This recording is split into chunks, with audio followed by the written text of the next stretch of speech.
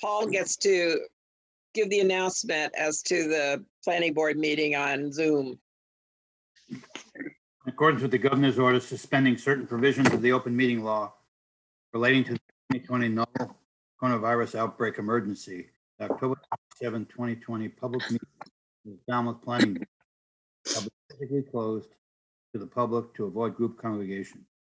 Alternative public access to this meeting shall be provided in the following manner. 1, the meeting will be televised via Falmouth Community Television. 2, real-time public comment can be addressed to the planning board utilizing the Zoom virtual meeting software for remote access. The application will allow users to view the meeting and send a comment or question to the chair via the chat function. Submitted text comments will be read into the record at the appropriate points in the meeting. Zoom login instructions. Instructions and the meeting link for this specific meeting can be found at the following address: http://www.falmouthmass.us/1112/planning-board. Excuse me. Please plan on 10 to 15 minutes of preparation time to log in. So it may be less if you have previously used Zoom on the device you will use to access this meeting. 3, additionally, public comments may be sent in advance of the meeting to planning@falmouthma.gov at least 5 hours prior to the beginning of the meeting. Documents and audio or video files may also be submitted via email. Submitted email comments and documents will be made part of the meeting record and may be read into the record, summarized, or displayed during the meeting at the discretion of the chair. 4, applicants, their representatives, and individuals with enforcement matters before the planning board may appear remotely and are not required to be physically present. Applicants, their representatives, and individuals with enforcement matters before the planning board may contact the planning department to arrange an alternative means of real-time participation if unable to use the Zoom virtual meeting software. Documentary exhibits and or visual presentations should be submitted in advance of the meeting to planning@falmouthma.gov so that they may be displayed for remote public access viewing.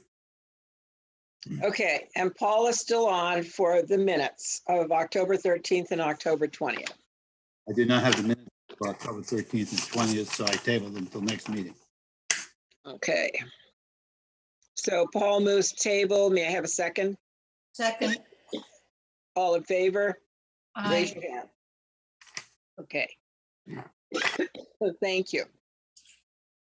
Before we move on further into the meeting, I need to tell people that when there is screen sharing going on, I only see 4 heads off to the right of my screen.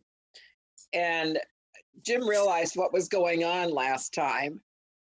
You need to speak up because I don't know if you see the same 4 heads. I can tell you which heads are here when we go to screen sharing.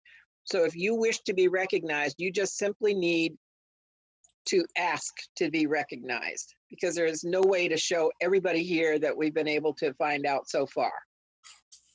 Okay, so planning board discussion, fall warrant charter articles review.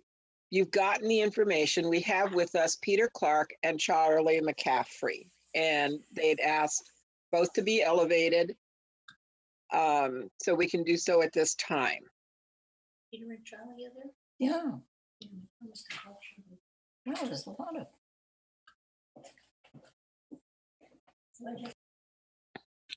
There's Charlie and there's Peter. Okay, so you might want to take out from your packet the information that was sent because that will be referred to by Peter and Charlie as they go over it. And they wondered, and this is specifically to do with planning board and many issues that they suggested changes to the charter. And rather than just the one that I had discussed with Peter, it seemed advisable, because there is a larger audience here watching the planning board, that they go into it to get more viewership and hearing for these articles. So with that, Peter, would you lead off? Thank you, Pat. I will. Thank you very much for having us to present to you. Glad to be with you tonight, and glad that Charlie is here, because he has been a leader for the Charter Review Committee in looking at these issues. In our exploration over the last year and a half, 2 years, an issue that clearly came up early was that the charter talks about 3 different plans: the local comprehensive plan that you do, the strategic plan that the select board is responsible for, and the capital improvements plan that is primarily the town manager's development. But it doesn't talk about how they should align. It doesn't talk about any process to push for adherence to those plans on the parts of committees, multi-member bodies, agencies. And there was not very strong language about collaboration between the select board and the planning board in the development of the local comprehensive plan. So we kind of set out to look for language that would help on those 3 issues. We presented a set of articles for 2019 that I think got too detailed. So the select board asked us to go back and look at them again. And so we're coming in this year with this set of articles 5, 6, and 7 are the ones that apply most directly to the local comprehensive plan and these issues of alignment, implementing with adherence to those, and collaboration. So let me start with warrant article 5, which relates to the select board primarily and its policy leadership and language about that. And I think the place for you to go that I think is easiest to look at is not the article language itself, but the current charter language with the edits, which shows you what we've added and deleted. And so on the document I sent you, that's the bottom of page 2, to look at that information. And I don't know, Tom, whether you can put that up for us or not. Yeah, there we go. So you can see in bold that we really haven't taken out much except the and modifier there, and modified, but we've added the language and evaluated for consistency with the local comprehensive plan. The board shall issue procedures to assure that the actions of town agencies are evaluated for consistency with the strategic plan and the local comprehensive plan. And so that covers a couple of those objectives we had. One is to try to get consistency between the strategic plan and the local comprehensive plan. And the second is that we have asked the select board to develop a set of procedures rather than trying to put them into the charter ourselves. We've empowered them to issue procedures to assure that the actions of town agencies are evaluated for consistency. And that's the effort to try to get adherence, awareness of, and adherence to the local comprehensive plan and the strategic plan. Town agencies in this charter language refers to multi-member bodies, town departments, town officials. It's kind of the overarching umbrella for everybody who would be setting up policies and regulations. So that's the primary change that we have made in C3.3a about the select board. And if we then go to the next page, you'll see at the top of page 3 that in C3.3b, we've added the language right there. That's great. The select board shall participate actively with the planning board in the formulation of goals and policies of the local comprehensive plan, meeting with the planning board to develop consensus whenever possible. And this was our second effort at trying to get language.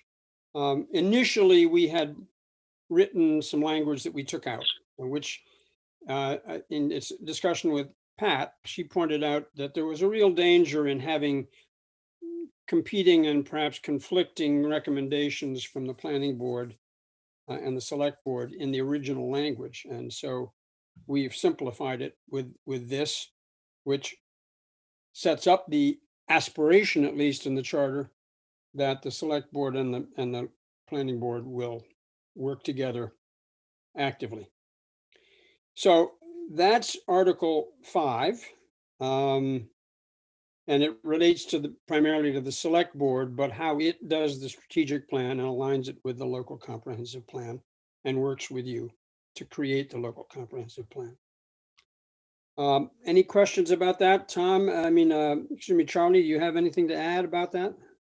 No, as you indicated, Peter, over time, our approach to this subject has been refined and simplified to just the essential, establishing the essential objectives of alignment and adherence within the charter.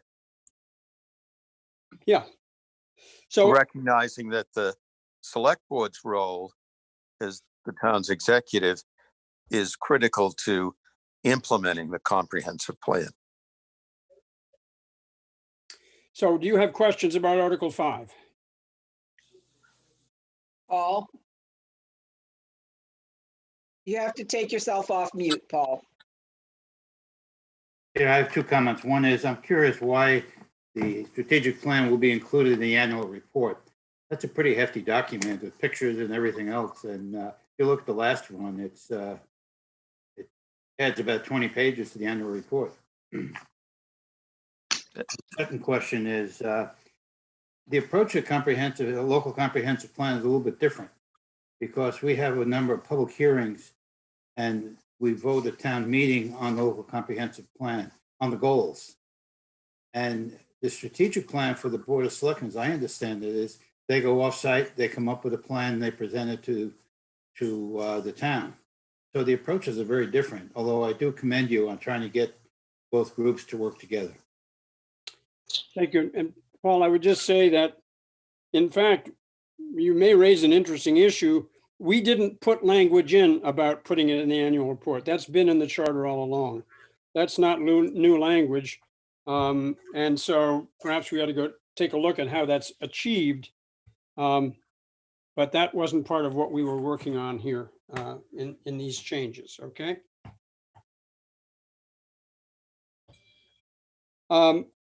Any other comments or questions? Well, I would like to make a comment, Peter, that as you know, I really commend you all for trying to elevate this to a better working community, I think, through what you're attempting to achieve here by these changes. Thank you. You're welcome.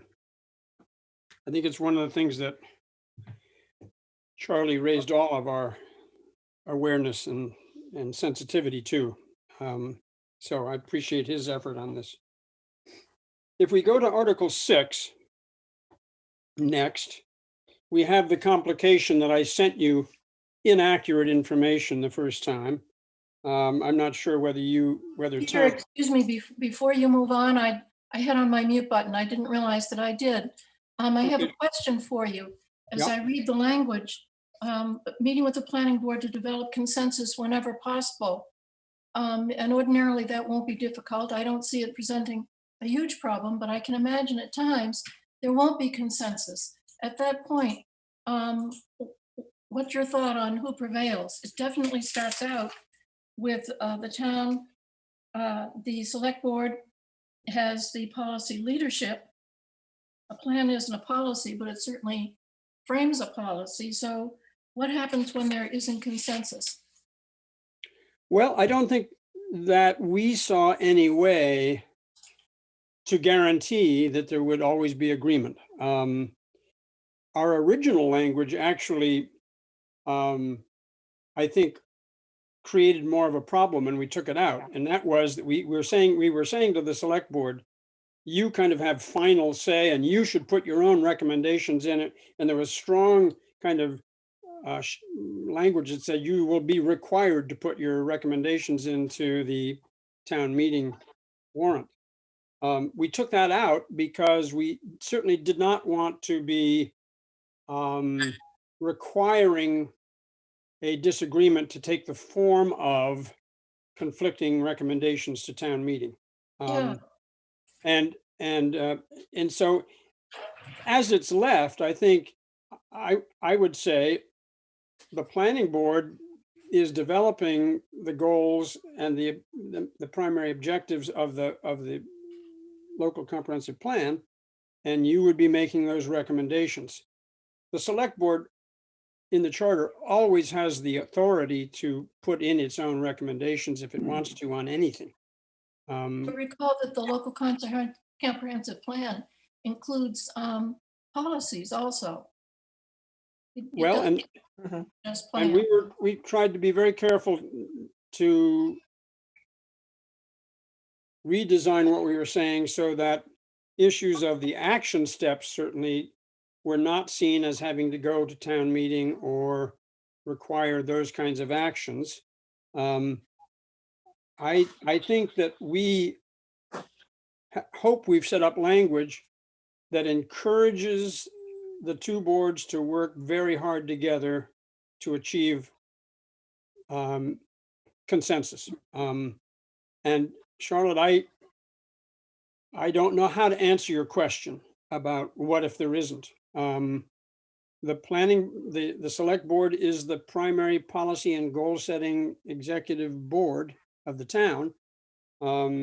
Conceivably, they could take a position contrary to what you folks have developed.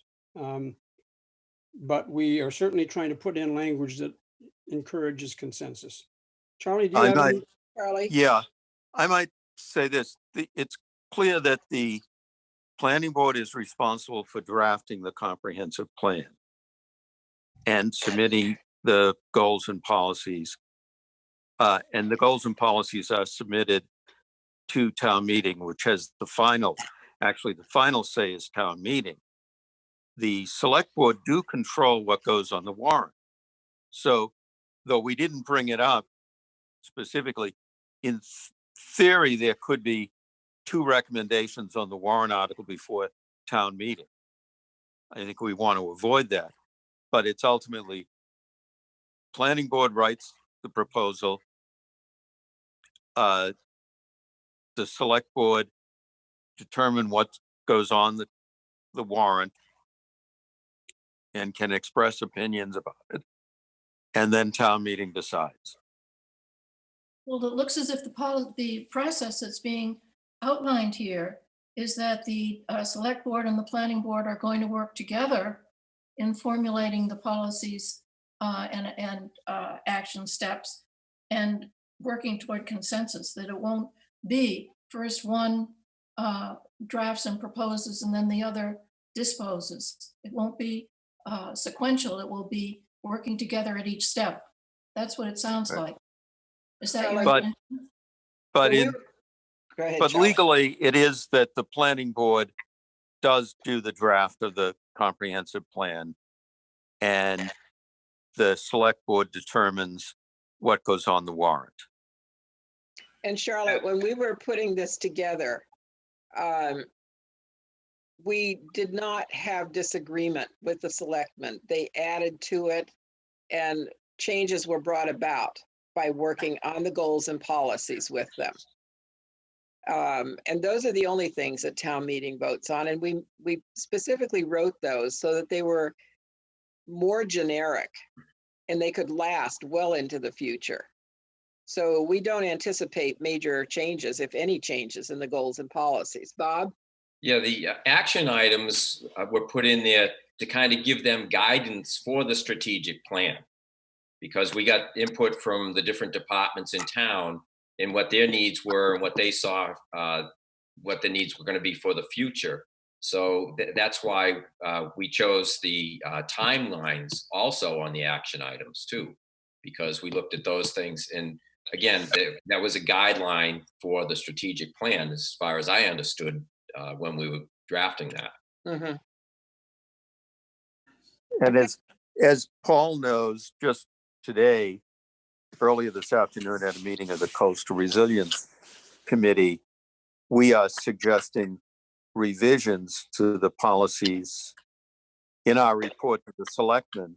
We're suggesting revisions in town policy, and that the planning board consider adopting amendments to the coastal resilience policies to reflect, some of the analysis and information we've gathered.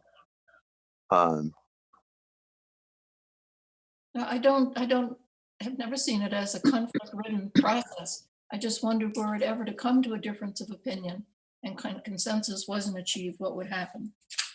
I think that would be that, which I've always hoped to avoid. We've all experienced disagreements at town meeting between agencies, which I think is not desirable, but Right. ultimately that's where it would happen. There may be two opinions expressed at town meeting, but town meeting would decide what the policy is. The alternate, Charlotte, is that if you were disagreeing, nothing would get presented to town meeting until you'd worked out a disagreement. Right. Hopefully town meeting would never have to manage conflicting recommendations from the planning board and the select board. Thank you. Okay. Let's move on then. All right, Article 6 is the article that deals with the C46 in the charter on the planning board itself. And we're looking at portion C, so it's C46C. And here you have the corrections, I hope the accurate language. And it's up in front of you. And we've added the language that says, and shall seek the active participation of the select board in developing and fulfilling all elements of the plan. And again, this is an effort under kind of that third issue of collaboration between the two boards.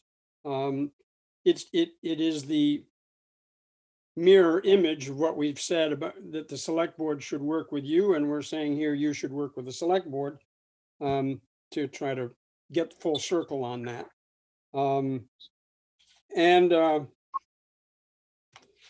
There had been other language which was sent to you by mistake, and we had edited that and changed that as a result of conversations. So we don't have to repeat it here, but it was the stronger language that talked about the select board shall vote and recommend to the town meeting. So we took that out and put in language that in a hope a positive way encourages you to work with them just as we've encouraged them to work with you to get consistency. Okay. Any Any comments, questions on this? Okay. Next, Pam? Yeah, the last sentence there, Peter, is really not a sentence. I mean, we say, or do not take any other action on the matter, period. And then there's another weird sentence, on request of the select board and the charter review committee. Yes. That language is kind of boilerplate language on almost every article, Pam. So it is just the It is not formally part of the charter. It is part of the article language. Conventional. That's why you don't see that same language down under the edited charter language. Okay. Okay, anything else? Next, All right, well, now we would go to Article 7, which deals with the town manager. It's Charter Section C53A. And here we are saying that, and this is an effort, again, to both work for consistency and work to have adherence to the plans. You'll see that the added language there reads, the manager, pursuant to procedures set by the select board, shall assure that the actions of town agencies are evaluated for consistency with the local comprehensive plan, the strategic plan, and the capital improvements plan. And so we're trying to tie the three together. We are asking the town manager to be sure, through procedures that are set with the select board, to be sure that agencies are aware of and working with the plans. And to the greatest degree possible, the plans are working coherently together. The select board in an earlier in an earlier article had talked with us, and we took out language that kind of directed that the select board must fulfill all of the local comprehensive plan.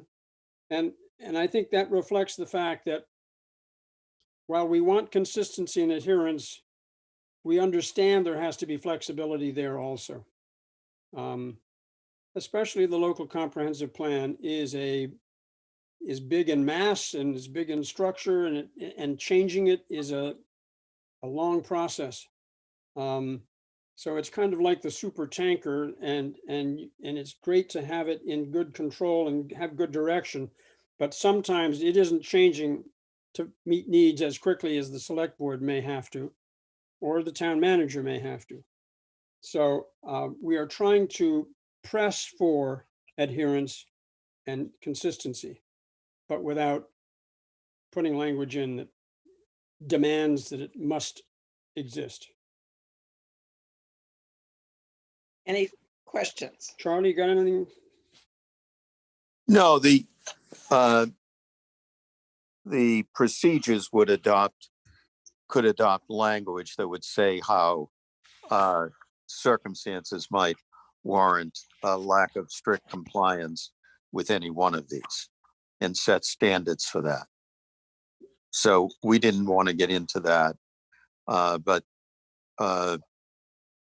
the procedures would identify, I would expect, means by which deviation could be allowed under certain circumstances. Okay, We felt that in 2019, we kind of got too much into trying to put language into the charter about these kinds of procedures. And so in this iteration, we have made the board responsible, the select board responsible for developing the procedures, and the town manager to follow them.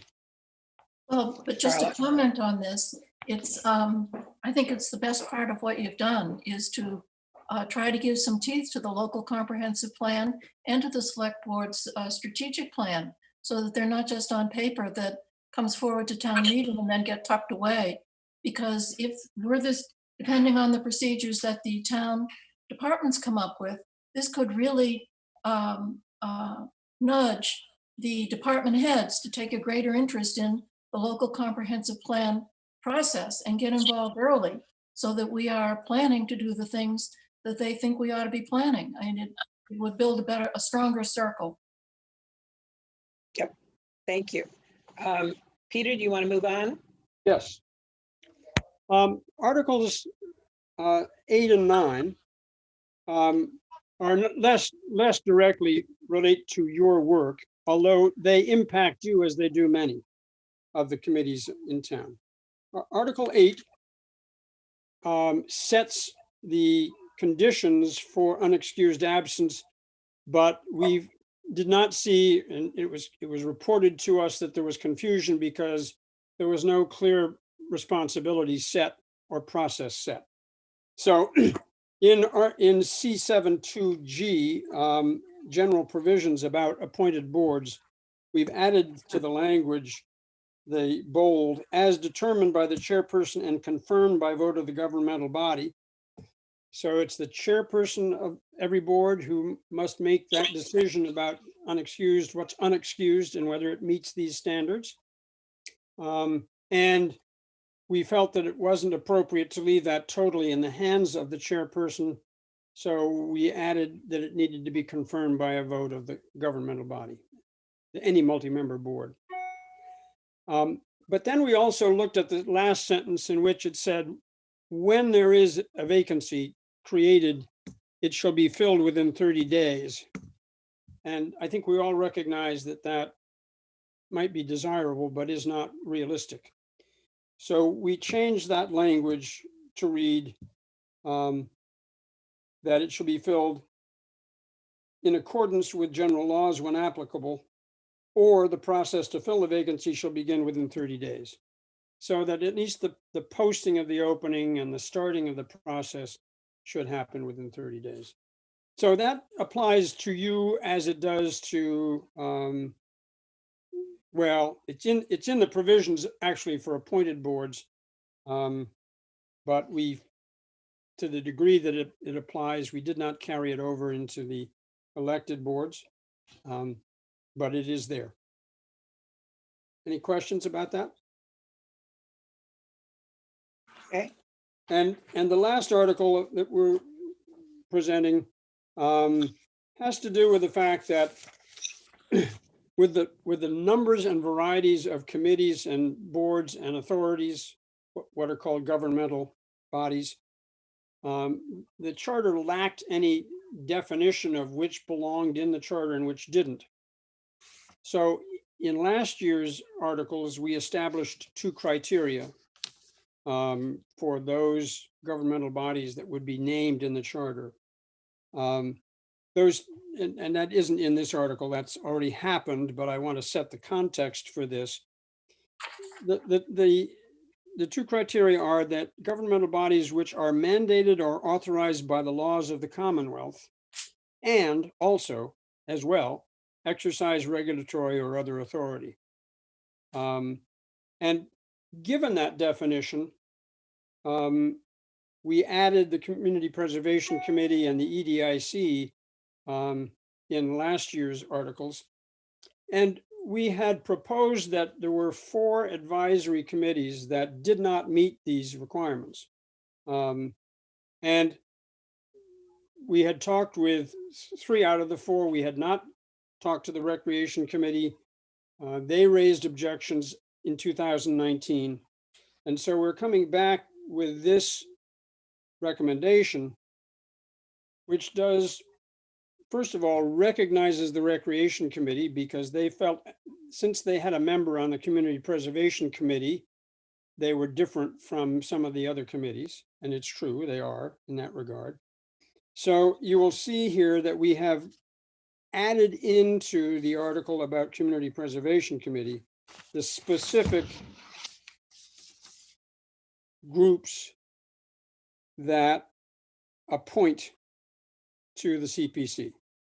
And there are 5 of them, one of which is the Recreation Committee. So we've kind of anchored that important role that the Recreation Committee plays by putting that language into C16. And we are furthermore then moving ahead with what we had proposed last year, which was that these 4 committees, Recreation, Waterways, Beach, and Human Service committees, be taken out of the charter. And I want to stress, in terms of your life, that we still see them as very important and active committees, working with important departments. And we hope that they will maintain that role and be advising you and talking with you about plans that they have and carrying out their responsibilities if they are generating any important plans or policies for the town that should be part of the local comprehensive plan. So it applies to you only in the sense that the Charter Review Committees absolutely doesn't see them disappearing because they're coming out of the charter. They exist, they're important, and they're going to continue to be important, we hope. Charlie, do you have anything you'd like to add to that? No, not at this time. Okay. Are there any questions or comments from the board? Okay. Then I thank you both for coming. Madam Chairman, Paul's got his hand up. Oh, I'm sorry, I didn't see you, Paul. Please. One quick question. You mentioned EDIC as being included in here. My understanding is a quasi-government agency that does not report to the Board of Selectmen. So is it appropriate for them to be added into the charter in that case? Yes, that's correct. They are quasi, they, like the Falmouth Housing Authority, EDIC and Falmouth Housing Authority have the same kind of legal structure. And they are certainly significant to the town, which is why they meet those two criteria that we set. They have regulatory authorities, and they are mandated or authorized by the Commonwealth. So they're not, EDIC isn't there to limit their role in any way at all, but simply because they meet those criteria and they're an important agency in town.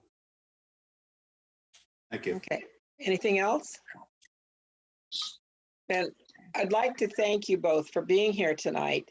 And I'm hoping that the viewers who are town meeting members will have found this instructional and helpful when they meet in town meeting to vote on these.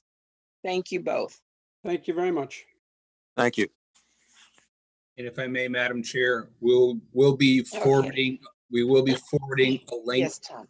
We will be forwarding a link to this planning board meeting. So town meeting members can see this discussion going forward and hopefully answer any of their questions, because we are very eager to have a one-night town meeting. Because as you know, we are hoping to open our hearing, or we will be opening our hearings for recodification on November 17th. So town meeting members will get an email with a link to this. Okay. Next on our agenda, the applicant is Maureen Schoonmaker, and I apologize if I've mispronounced the name, for a site plan review application to construct an attached accessory apartment located at 28 Morse Pond Road. And Ms. Schoonmaker is with us tonight as well. She is being elevated to participant now. Michaela is going to direct this part of it. Hey everyone. So the property is located in the residency zoning district. The lot size is 22,174 square feet. The applicant is proposing to build a one-bedroom accessory dwelling that'll be part of the primary residence, and it'll be connected through the existing garage. The existing primary residence is a two-bedroom. So it would make the two bedrooms, and the one bedroom would be a three-bedroom total for the property. The property is located in the Falmouth Inner Harbor Overlay District.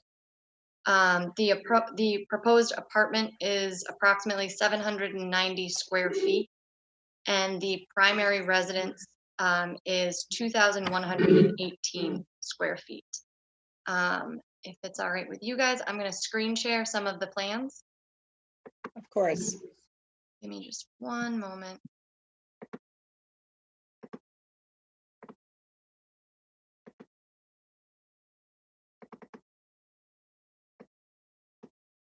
So this is the proposed floor plan for the accessory dwelling unit. As you can see, this is the existing garage, the living area, and then this will be the one bedroom back there.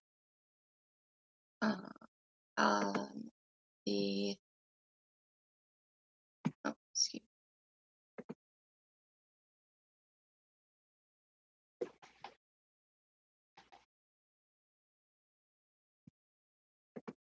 Just trying to get you guys a photo of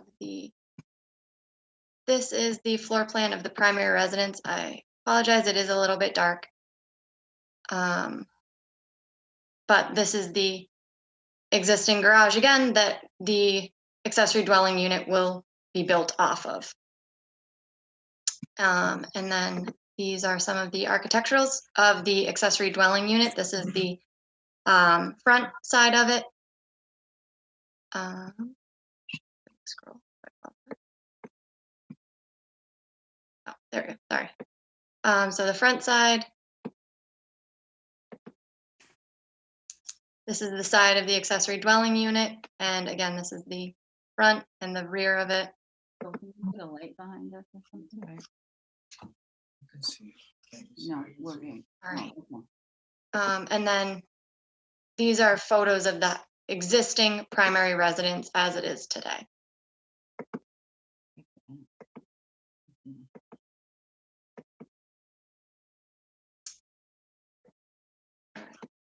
So with that, I'm happy to show any other of the plans. If anyone else had any questions, but otherwise I will give this back to the board. Does anybody have any questions? Remember, I can only see from our board, Paul Dreyer right now. If you'd like, I can stop sharing for the time being. Okay, and then Actually, you could- I'd like you to bring back the screen with the calculations, the area, the dark drawing of the dimensions. I just want to note, What's that? the dimensions are measured wrong according to this plan. It just says interior dimensions, wall thickness is excluded, and we particularly require it to be on the outside of the wall. In this case, I don't think it's significant, but I just want to point out that the applicant should have been pointed out the policy of how we measure. And this is not the way we do it, but I don't think it matters. But it's just important because sometimes when it gets close, people fudge it this way and they change the measurement system to make it work to our dimensions. And we really should be consistent. Mhm. Are they gonna let us know? Okay, I have a question. Leave this screen up right now because the office / mudroom, it says hall, but from this drawing, I can't tell where the door is, if there's a door there. I can't tell anything about that. And there is a half bath there as well. But I found it very challenging to know what I was looking at there. Yeah. I mean, Yes, Pam? yeah, I think we have to make it clear to our, to folks that are going to bring in any sort of plan that it has to be readable. I mean, you can't just put a plan like this in with big dark lines that you just can't see. Now on Mhm. mine, you have that very dark line sort of down the center, and then to the left, mine is much darker than is showing on the, Same here. Right. Mine and was so I too. can't, I mean, there's no way I can actually read either one of them. Yeah, this is why I was just finding it so challenging. Okay. Michaela, could you point out, where is the front door? Off the little porch, going into what? The living room? I mean, I can't even find a front door. Right. Yeah, they definitely, the plans don't specify the doors as clearly as they should to show where the front door is off of the porch into the living room. Hopefully that's something at some point the applicant maybe can address better. Do you know where it is? Madam Chair? Can anyone hear me yet? Is Madam that Chair? Tom? Is Yes, that I Tom? was Okay. going to say perhaps Maureen Schoonmaker, pardon me, Maureen, can give us a tour of the plans we've got in front of us and maybe shed a little light on some of those questions. That would be fine, because we're bringing this up now because instead of batting it back and forth, I really wanted these comments, I thought, so that they could answer. They would get the general gist of what we're having problems with, and then do a more concise answer to our questions, I thought. Does Okay. that make any kind of sense? Yes, are you able to hear me? Yes. Oh, great. Hi, I'm Maureen Lip Spoonmaker, and I have my mother here because it's Elaine Lip. And my mother is going to, we're building this hopefully for my mother. She's 85. She's always been very independent. I'm a nurse. So I want to help her to maintain her independence, but I am going to be able to keep an eye, and she's thrilled with that. She just sold her house after 50 years. And she's a widow. So this is an apartment that she'll be close and still be able to be independent, but me as the nurse and her caregiver, I can take care of her.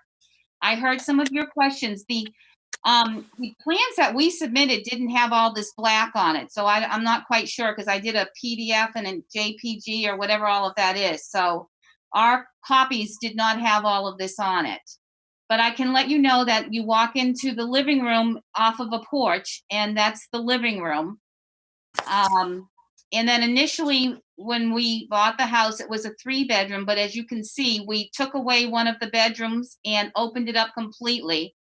So to the right is the kitchen, and then it's just a big, wide open great room that has a dining room, kitchen, that's all wide open. And that's why we then, over here where you see the office, it's really just an open area for the washer, dryer, folding clothes, all of that.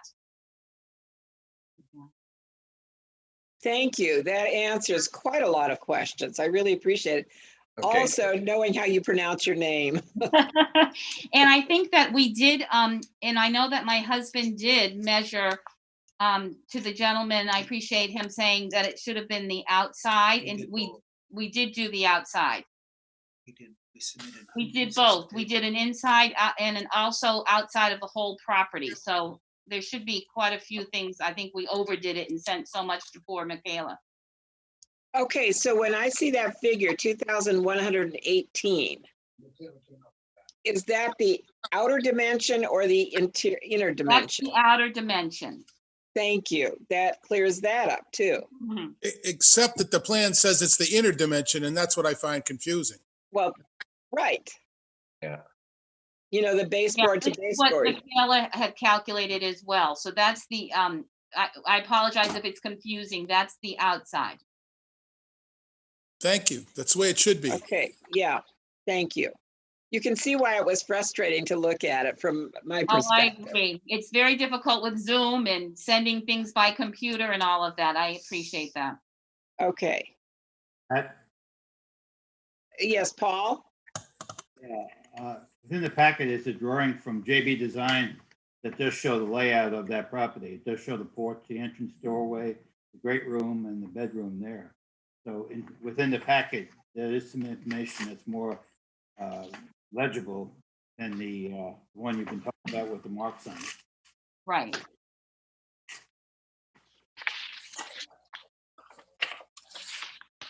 Put that up, you can see very clearly what they're talking about. This one? Thank you. Well, no, that's not the original house, Paul. That's the one we were talking about as the original house. This is the accessory apartment. And that's quite clear.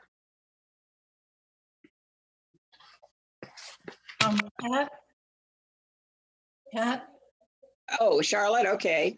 to me, it looks like a really good plan. And it seems to fit the requirements that we have for accessory apartments. It's a very livable plan that they've come up with. It ought to work well for them, I hope. But I have one question. Yes. For 3 bedrooms, I'm probably wrong about this, but is there some chance that they're supposed to have a 30,000 square foot lot for that? They have a 22,000 square foot lot. Well, the original house was a 3-bedroom with that current lot. So the lot has always been, a 3-bedroom lot. So that's not an issue. Yeah, because Is that we, right? like I said, we took one of the bedrooms out, but the house always was a 3-bedroom prior, and was built on that lot. It's a pretty big yard. Yep, it is. It's a good size, but I was just wondering about the apparent conflict with the language, but I guess considering this is pre-existing, that doesn't count. So that's good. Bob? Yes, it was said that you took out one bedroom. Did that require removal of a wall? It was a pantry there. So yes, we took down if you look, you're not on that thing, but it was divided by a big food pantry, and we just opened it completely up so that if you see dining room, that's the whole, what used to be a bedroom. And then right before the kitchen, there used to be a big pantry that kind of just stuck out. And that's what we took down to have it just be wide open. And so Okay. we're actually, it's just wide open from the kitchen to that back wall. Okay, thank you. Okay, but then is the office / mudroom also wide open? Yes, it's just Okay, kind of where the dryer is. It's kind of, I use it as a catch-all for mudroom and laundry and things like that. that's what I understood, but I wanted to make sure that I understood it correctly.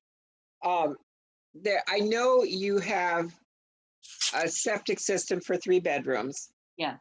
It's also, I believe, 1997.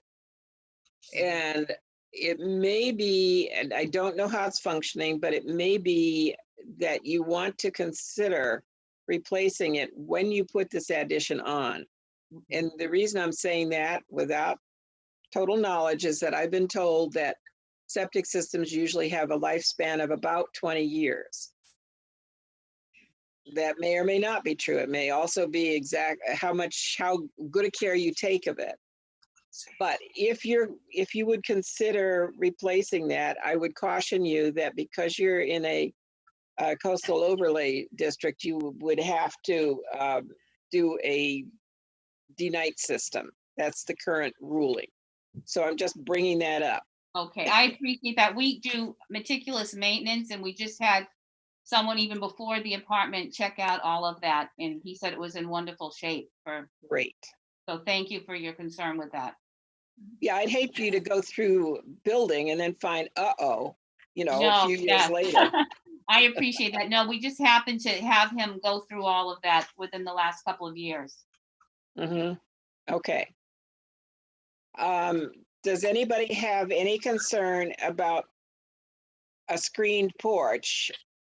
Michaela, would you show that picture, please? Yep, absolutely. Oh, I'm sorry, you asked for the picture. Apologies.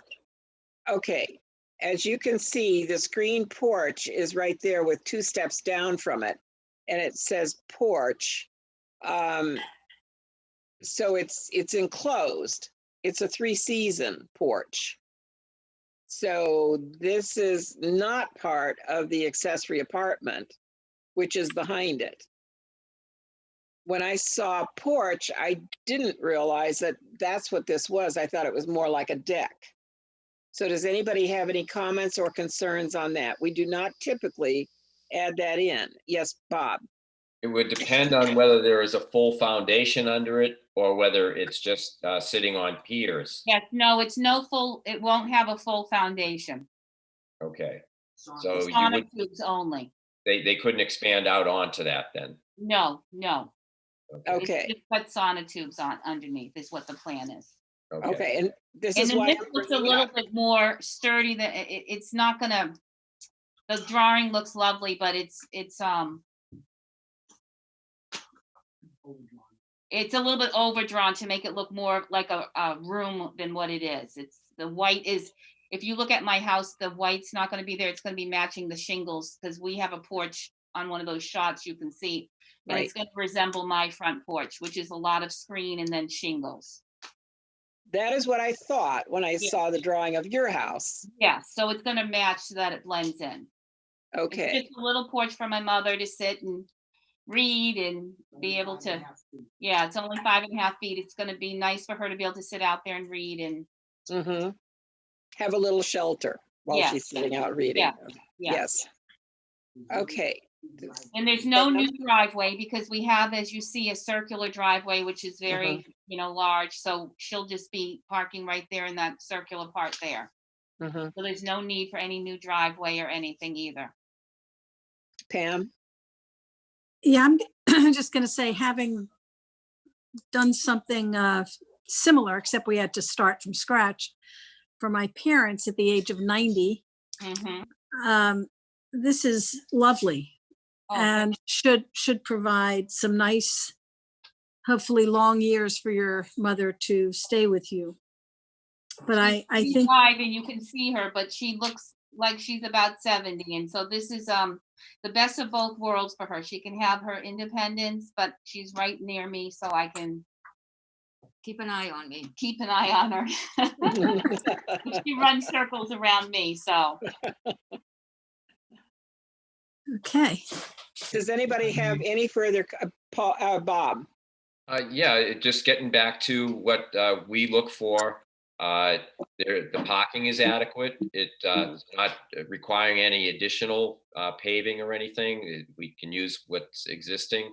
It looks like it's part of the single family residence. It isn't, it just looks like it belongs. The materials are the same.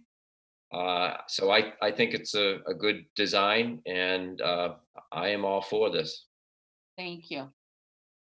Thank you. Okay. My mother, thank you. Madam Chair, before we get too far away, I want to just touch base back on the septic system. I just don't want to lose track of that as we're talking. Okay. Go ahead, Tom. I should likely turn the mic over to Michaela. But under the bylaw, if the lot is less than 30,000 square feet, which Charlotte had touched on, I believe we've tripped that threshold for the denitrifying septic system. Michaela, if you could clarify that. Yeah, no, absolutely. I'm happy to jump in. So it's section I of the accessory dwelling unit bylaw, where if the accessory apartment is located in a water resource protection, or in this case, a coastal pond overlay district, the total number of bedrooms shall not exceed 1 per 10,000 square feet of lot area. Or it can if it has an on-site septic system with an enhanced nitrogen removal approved by the Board of Health. So because they're asking for 3 bedrooms on a 22,000 square foot, they would need an enhanced nitrogen removal system. Now, could I ask you, because I've been here for so many years and this was built and it was a 3-bedroom. So is that something that's new, or this was a 3-bedroom home? So we haven't increased anything. Madam Chairman? Jim? My experience is contrary to what others of our board said. I think the real issue is if run this by the Board of Health, and I think they're going to say it has a 3-bedroom system, and they've made a modification and it's a 3-bedroom system. And they wouldn't be required to upgrade by my experience. But the real question is, that's a simple question to the Board of Health, and they'll address that. But I think they're okay. I think what they're doing is right. And I would call this pre-existing 3-bedroom, taking one out. Now, they took it out a while ago, but they still get credit for when the house was built. It was built as a 3-bedroom system. Madam Chairman, the Board of Health did weigh in, and they did say it was a 1997 3-bedroom septic system. So Jim, you are absolutely correct. It is an existing 3-bedroom system. I wanted to make note of the section in the bylaw that does talk about that. So but I'm up for interpretation from any member. Okay. Bob? I think when the bylaw was written and we included that, it was to take into consideration people that were actually building a new structure, and we're going to include an accessory dwelling on it, thinking in terms of more of a detached dwelling as well. But we have allowed others to go with the septic system that they had if it was built for the number of bedrooms that were going to remain. So I agree with Jim that the Board of Health is the organization or the department that should weigh in on this. And we've always said that we're not the Board of Health, we're not the building department, so we should let them make that determination. And our decisions always reflect that. Yeah. Jim? for practical matters, if we tried to enforce that section to anything in Falmouth Heights or Mara Vista or anything where all the lots are pre-existing non-conforming, nowhere near 40,000 square foot for a 4-bedroom or even 30,000 for a 3. That wasn't the intent of the bylaw, to make them retroactively upgrade the system if they've already have a 3-bedroom system. Pre-existing non-conforming. Okay, may I get the sense of the board? Michaela, do you want to take the drawing away, please? Yes, absolutely. I'll stop screen sharing. Thank you. May I get the sense of the board? What you'd like to do with this? Because, well, I see 2 thumbs up. Thumbs up. Okay, Paul, yes, John? I just have a question before we go any further. Mhm. We have not discussed the recommendation from the engineering department. Do we need to discuss any of that? Did you see anything in there that you want to discuss? Well, under grading and drainage, they are recommending that we follow the erosion and sediment control plan. Right. And I looked up that document. It's about 400 pages. Yes. So I don't see the need for it, but I don't. I think we recommend we leave that up to the building department. If that works, that's fine with me. I agree. Okay, because we don't want to put any horrible conditions on these people. I know one of the things is that they want to see a dry well so that it'll take any additional runoff off the house. And that might be something that we want to condition. I don't know, what do you feel about that? Please for me. I did. I think that's fine. Okay. So we'd be looking for that condition, and that's typical anymore, to take the runoff from roofs. Yes. So do you want to direct staff to create a decision for our next meeting? Yes, A favorable. yes. Okay. Is there any dissension to that direction? All right, so we will have a decision at our next meeting, which is, was it next week? November 10th. November 10th. Okay, we seem to be having them almost weekly, but that's right. Town meeting gets in the way of that too. So November 10th, we will have a decision for you. Okay, and I guess Okay. the builder is saying that perhaps there is already a dry well. So if we have that and we can show that, does that make the decision? Yes and no. If you can use that dry well to direct the roof runoff from the new addition. That Okay. has to go in there. Because you're creating additional roof runoff, which is, it's not nicely spread out like rain would be over your lawn. A Well, dry well is no big saying deal. that we will They can put that in when they dig the hole for the foundation. Yeah, he was Right. saying that he will put that in. Yes. Yes. It's easy. Yes. Yeah. Oh, can we just say that we will agree to put that in? Yes. Well, that's part of the decision that we do. So it'll be part of the decision. Okay, And we know you'll do it. So you want to do this right. absolutely. Okay. So thank you, both of you. And I am Thank you. so glad that you could explain that plan better. You can't understand my frustration when I was looking at it. What is it? I'm sure. Thank you so much for your consideration. Thanks. Okay, Okay. bye-bye. Bye-bye.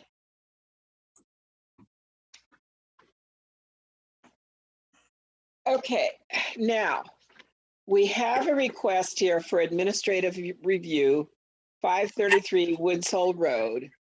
And Tom was going to go into that. We also have, I'm hoping you've seen it in regard to this. It came in later today from Ed Haddad, the chair of the Historical Commission, really explaining a lot of these things. Jim? I'm recusing myself. Oh, yes. Okay.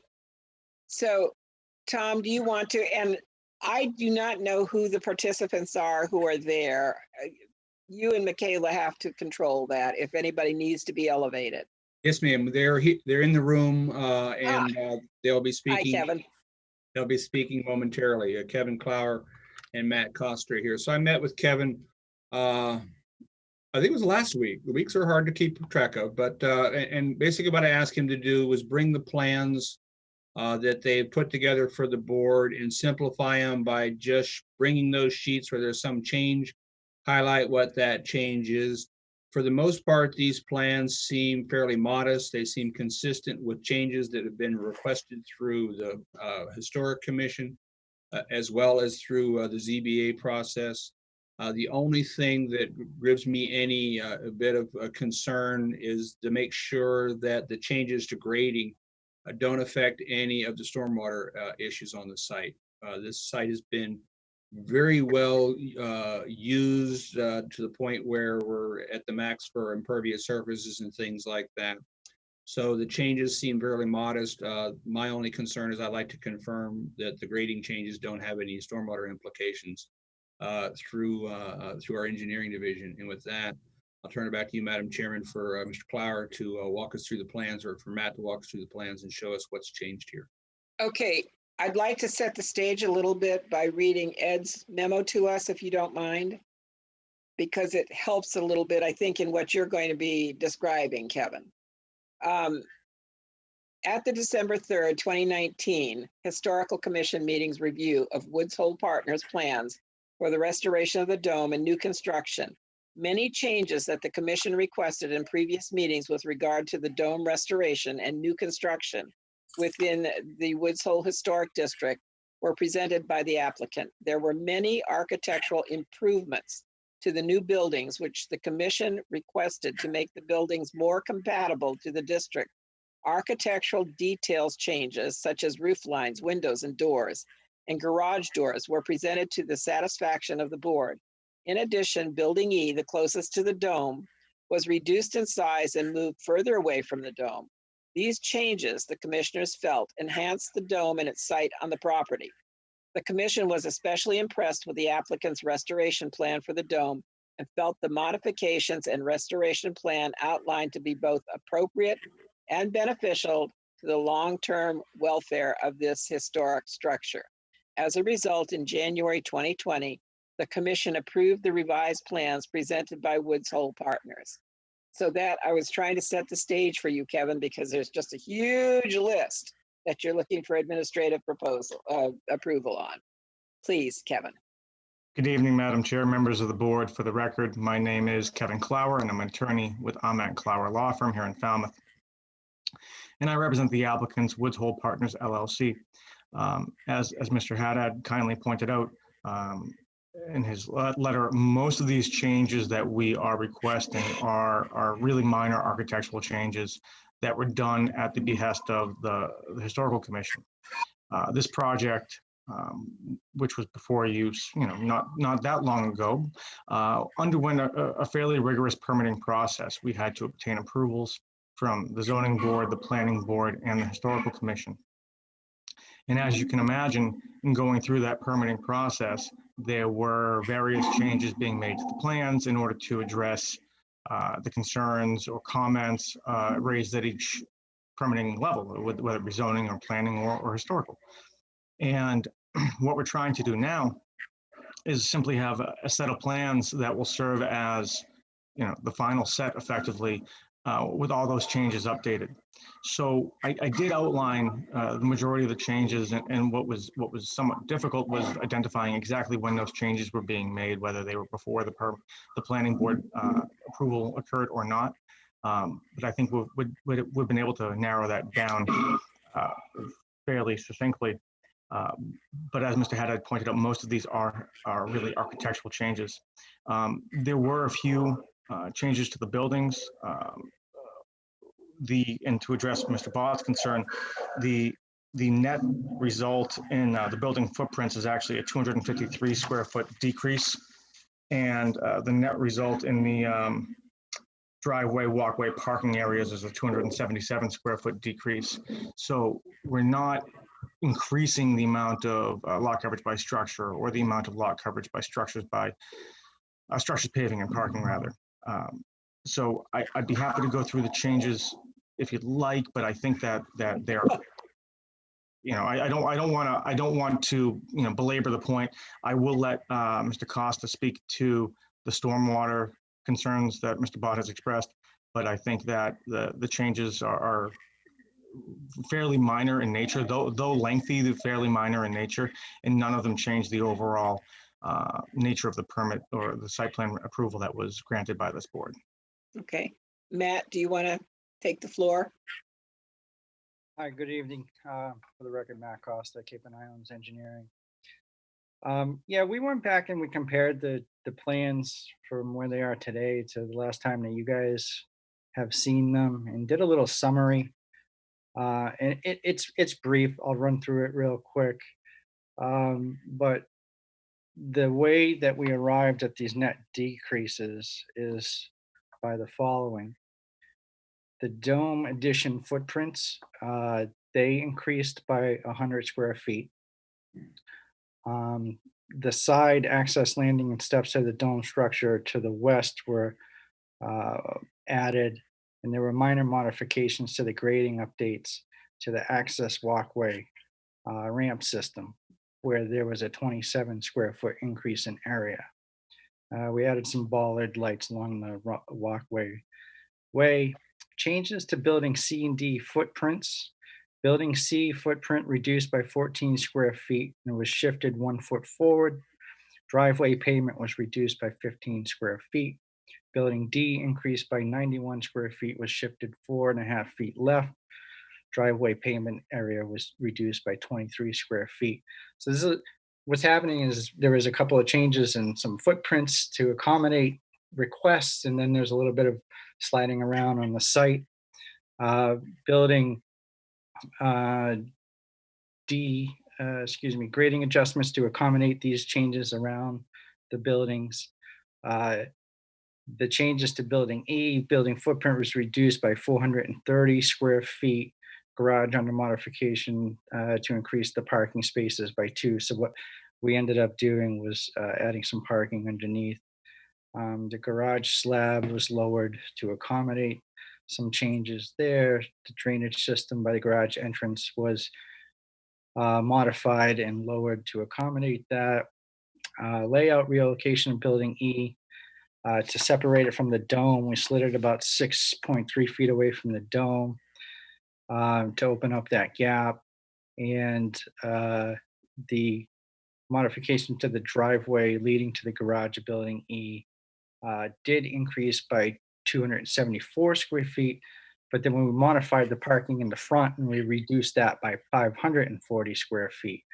And the adjustments around these buildings for grading and the drainage were minor. The drainage system was always slightly over designed, so any of the increased areas didn't trigger any issues. And then there is a net decrease in a lot of the drainage systems. So the total of everything I just rambled off to you is a net change in building footprint for the total site, 253 square feet less, which is what Kevin said. And the net change in the driveway and parking areas was 277 square feet less. So there should be no material impacts to any of the drainage, and the site grading was just minor in nature around the buildings to accommodate the little shifts. Thank you.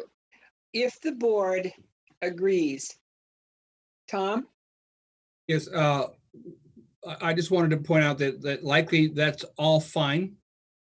But given the interest in this project over these 3 boards and the number of hearings and things like that, I personally would prefer to have those very minor changes shown so people know exactly what they are. And in the interim, have engineering just take a look at the plans, because we don't refer things out to the engineering in this phase during this discussion about whether the change is going to be administrative or otherwise. So we haven't forwarded these to engineering, but it'd be my recommendation minor as these changes are, that we show them on the screen so everybody understands what's changing. And we have engineering look at that drainage changes and make sure those are fine. And I think we could, easily schedule all those for our next meeting on the 10th. But it's in the board's hands, but there's been a great deal of interest about this, as you know. And I just want to make sure we're fully transparent in the very minor changes that I think benefit the project and the neighborhood.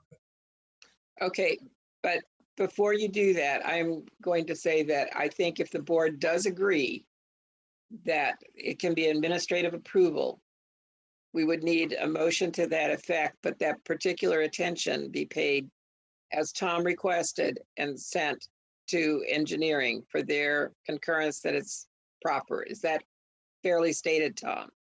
Yes, ma'am. Okay, so Kevin, go ahead, and Matt as well. Tom requests that you show these minor changes.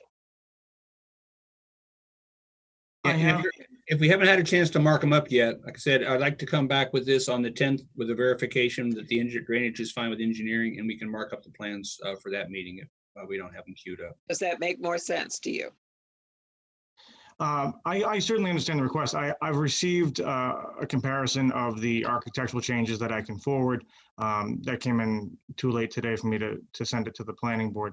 I think, one way of potentially moving this forward, if the board was inclined to do so, if the board did feel that these changes were administrative and would allow Mr. Bott to make the approval pending receipt of those plans and pending receipt of the engineering review, that might be a way to keep this moving. What does the board feel? Charlotte, you've got to unmute yourself, Charlotte.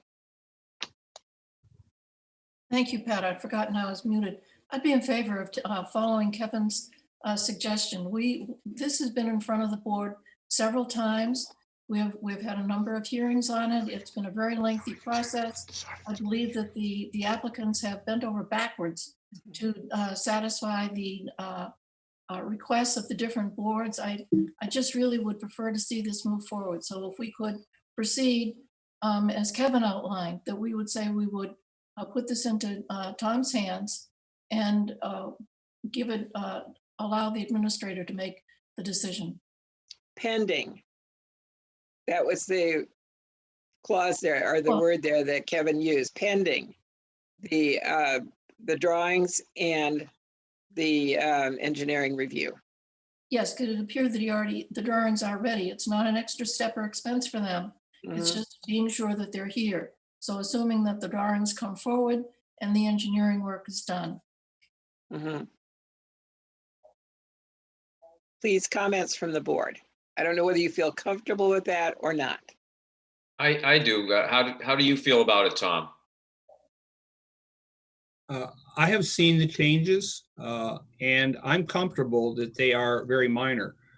My recommendation today is surely for the purposes of as much transparency as we can to show here's building B, it changed by this much. Here's building C, it changed by this much. Here's the drainage report for engineering that says no harm done with these changes. Those are the three things that I'd like to have pointed out at our next meeting. And we can do this wholly administratively. The board can say we don't need a hearing for this. We'll do it in-house administratively. We'll send it in, but just to show what those changes are on the screen for the viewing audience, I think is important.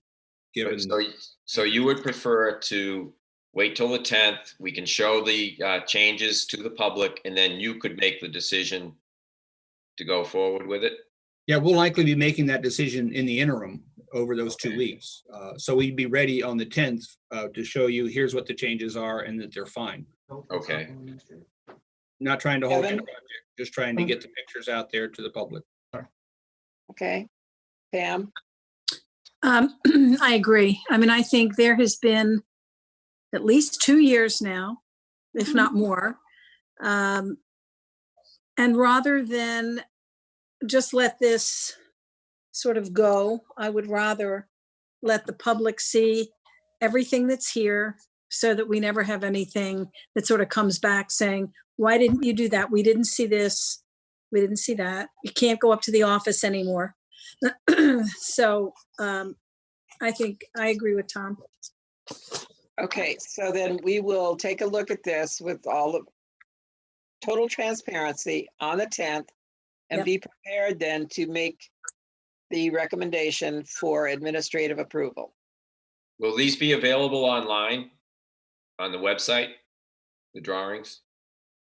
The plans are available online. They're online right now, but just slogging through all those pages. Right. I think we identify those sheets where those changes are at. We have those at our meeting. We have those online. That really tells the story. Okay, so people who can't make the next meeting that those documents can be shown could go to the town's website and see them. Correct. And by the way, town hall is open. The planning office is open. You're welcome to come. Please wear a mask. Not please wear a mask, wear a mask. But we'll have those for you. Okay. John? I agree with the rest of the board. I just wanted to ask one question from the engineer, if I may.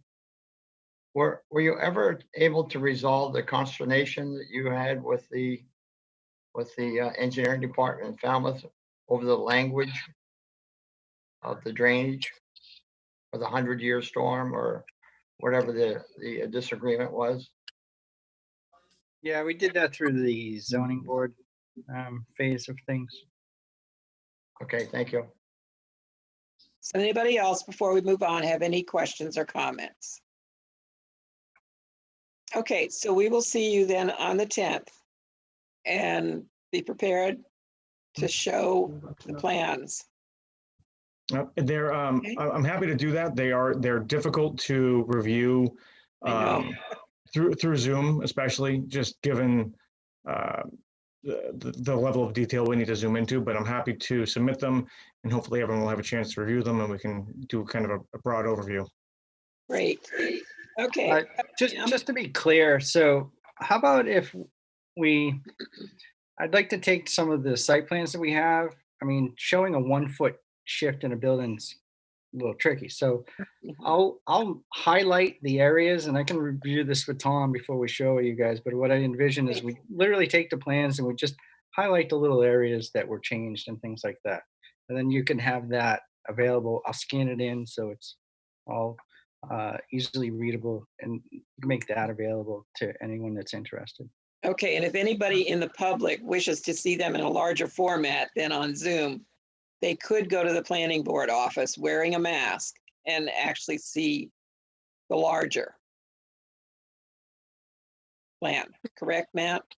Yes, we'll give of those highlighted versions. We'll give Tom some full size to keep in the office. Mm-hmm. Because I know I think even for the planning board, it would be easier to see those full size in the office. Sure. So thank you. Okay, so we'll move on. We'll see you on the 10th. And in the interim, there's a little bit of work to be done. Thank you very much. Great, thank you. We appreciate your time tonight.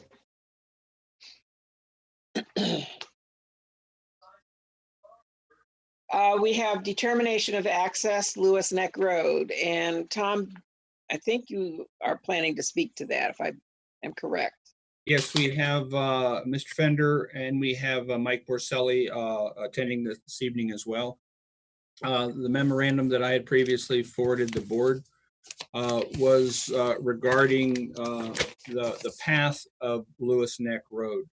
So I am going to just bring this up on the screen here, if you would bear with me.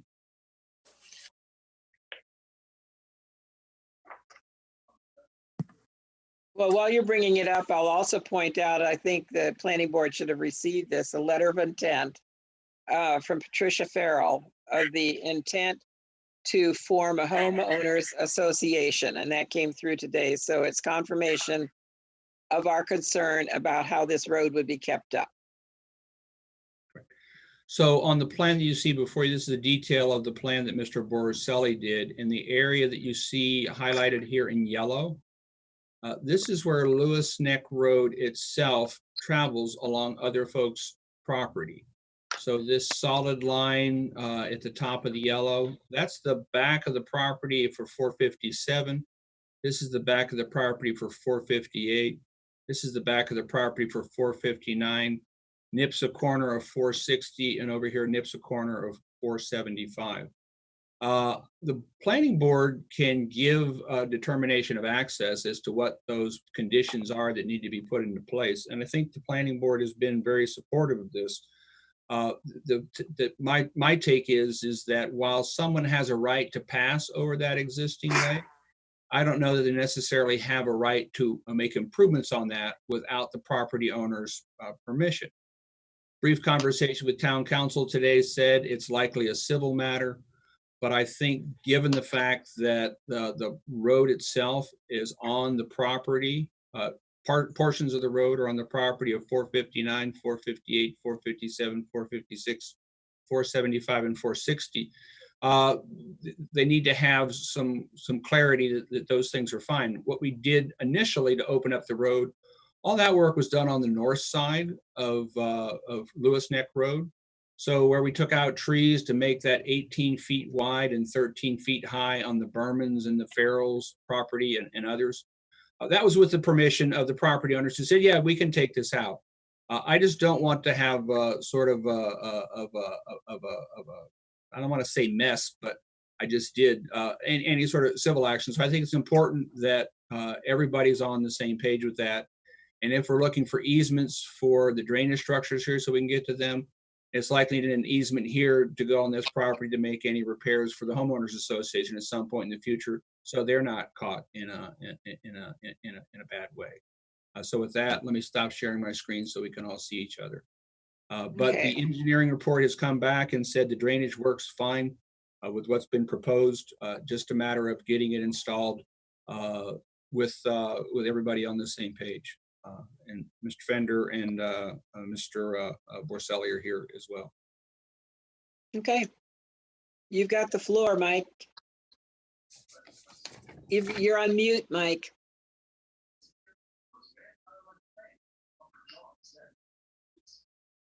Okay, when that happens. For the record, Mike Borselli, Falmouth Engineering, thank you. I don't really have anything to add. My role was limited to the engineering plans. I won't speak to matters of property rights or easements necessary. Okay. Mr. Mr. Fender's Fender. here as Yep, well. Mr. Fender. Yes, thank you. So there's this issue of property rights, and how are you going to resolve that? I don't think the people on Carroll Ave will ever give permission, so I don't see how it can go forward if that's what has to happen. So right now you're saying it's dead in the water. I'm just saying that I don't think they'll ever give permission.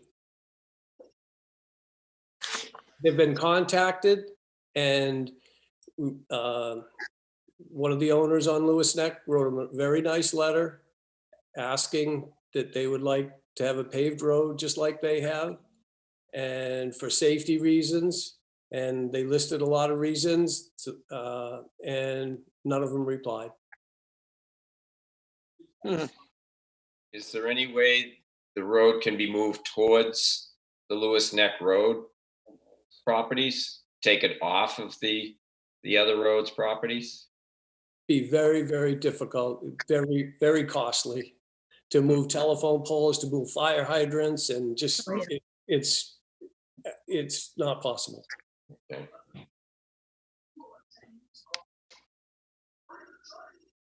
John? I can't imagine that if you have the right to travel over that road, a deeded right to travel over it, that you don't have the right to improve it. Otherwise, it would just be a giant pothole from one end to the other. Someone has improved this road year after year, decades. How could you have a way to travel over it and you can't improve it? It doesn't make any sense to me at all. And we as the planning board have a responsibility to try to make things better. We talked about this at our last meeting. I, for one, would like to vote the approval of it and let the people on Carroll Avenue take them to court if they want to do that. I just can't imagine that you can have the right to travel over a road, deeded right, and some of these people probably have ownership to the middle of this road. that they can't approve way to get to their property? It doesn't make any sense to me at all. I don't think it would stand up in court. I think we should vote to approve it. Pam, did you want to say something? Well, just sort of piggybacking on what John said, I don't want to cause anyone the monetary cost of fighting this in court. I mean, I don't think that's right, but I do agree with John. I mean, we're making this better. It's not like anyone is doing anything to make it worse or to cause a hazard of any sort. And how many people on Carroll Road, Mr. Fender, did you try to contact? On All Carroll, six. I'm sorry. All 6 people that were determined to have land in the roadway were notified. And you heard back from no one? No one. They were given my email, I think possibly Mike Rosselli's, my son's email, phone numbers, Frank, who did all the work as a homeowner. I thought it was better that a homeowner that lived there for a long time make contact with them rather than a contractor, just because a lot of times we have a bad name. So that it's always, we're in it for something. But I think it was much better that a homeowner did it. So I talked with Frank a lot about it, and he talked with other people that live on the road. They wrote up some letters, sent them to all the people, emailed them, put it in their doorway. He did everything that he could possibly do, and they never replied, none of them. Charlotte? So interesting. Charlotte? I'd like to know more about the ownership there. I live on a private road, and there are houses on either side with roughly the same size lots that Mr. Fender is working with there on Lewis Neck Road. And it's the understanding here that each of the homeowners owns to the center of the road. So we're all driving on somebody else's land in a way, but it's common land that we've been using for a long time. The situation on Lewis Neck Road is the same, so it's not surprising that it's the road is going to go on the other people's land because they all own half the road. The way, as I recall, the times I've been over to Lewis Neck Road, the homeowners on the other road have put a fence at the end of their yards, leaving room for that road to go by. In fact, inside the fence on the Lewis Neck side, there are trees growing. We've all commented on the trees on the side of the road. They didn't try to put the fence in the middle of the road to commandeer all of their property. They put it sort of at the end of their yard, respecting the easement for the right-of-way for everyone to be able to reach their property. So I'm really inclined to approve this. I agree with John. I can't imagine they would lose in court, or that we wouldn't recognize that this is a really common situation around town. I think of all the private roads in town. Okay, I do not know the law, but I've heard multiple times over about adverse possession. If something has been in a public use for, I do not know the number of years, Jim probably knows better than I do, then it's owned. And what I'm looking at here is the whole roadway is on both sets of properties. It Sure. curves in different ways. And so to my mind, that's almost like an adverse possession sort of thing because it's been allowed to stand. How long is that? How many years? Yeah. Without 20 any years. blocking, how many? 20 years open and notorious use is what the I'm out. is for adverse possession for prescriptive easement, but that gives you a right to use the property, but I don't know. And this is where it gets into a question for their counsel. Yes, Madam obviously. Chairman? Yes, Jim. We're getting way outside our scope. People are talking about easements, right-of-ways, prescriptive easements. All those things have to be either planned on a plan or litigated, okay? we're all assuming that you don't get the rights just because you've been using it. You have to go to court, sue, and get it, and the judge has to tell you have the rights. It doesn't happen because you do it. Yet everyone would have to go to court. That was my objection in the beginning of this mess a long time ago. But we've agreed to proceed, and I think now we should let the neighborhood deal with it. We should approve it and move forward. The applicant has gone on the neighbor's property, cut down trees, done everything they possibly can. Our issues, my issues, I understand, we're talking about safety. I think he's resolved that. All these other things we're talking about right now are legal issues that I don't think we have the right to discuss because none of us have the capability. And if you remember, we had lawyers giving us all kinds of advice that may not be right when we first heard this. So this discussion went over the deep end about 5 minutes ago. Okay, Tom? So as I was saying, it is a question for council, certainly for Mr. Fender's counsel to confirm that. I think the board is perfectly in its right to approve a determination of access, but we don't want to imply that determination of access gives somebody permission to build on somebody else's property. That's important. So that is why this discussion about the easements. And to clarify something that Charlotte said, Lewis Neck Road is different from Arthur Drive or any other private way because those roads were created under subdivision control. They never became public, but someone laid those roads out and put lots on them. In the case of Lewis Neck Road, it is likely an ancient way, an old cart path. There's lots of different names for them. No one ever laid this out.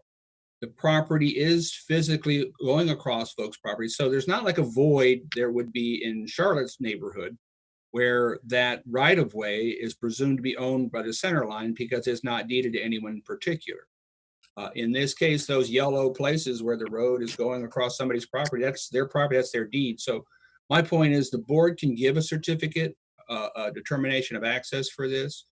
That says these are the conditions they're going to have to be built, but it's up to Mr. Fender and his people to execute it properly and make sure that it, and I'm that person who always does not want to leave a mess for the next person who comes along.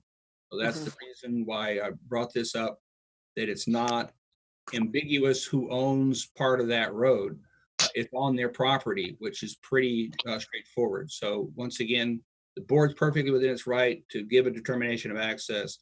Mr. Fender can build it as the board determines it.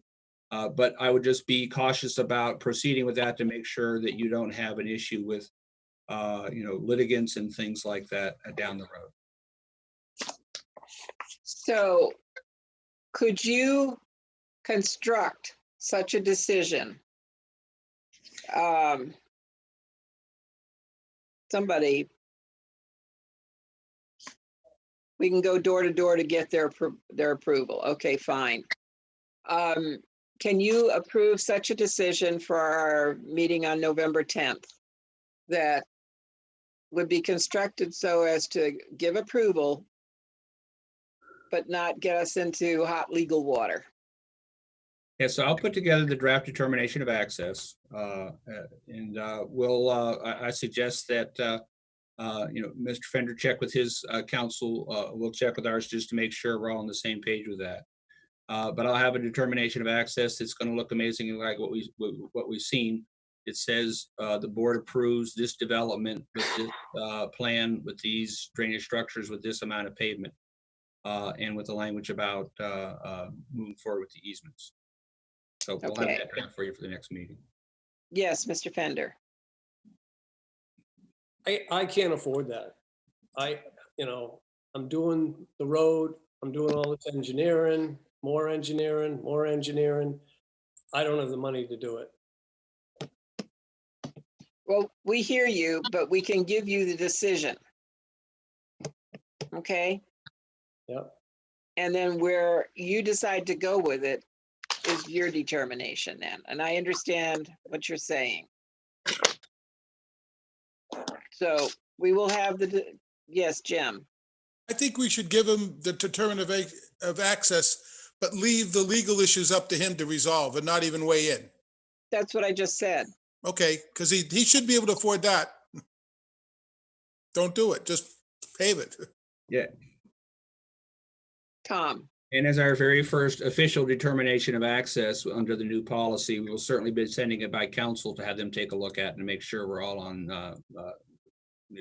sound footing with that.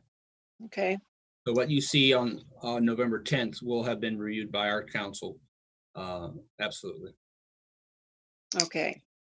So we will see you on the 10th. Or we'll simply render a decision, but you know, if you don't want to be present, but it'll be done by the 10th, right? Thank you. Thank you. Thank you. Okay.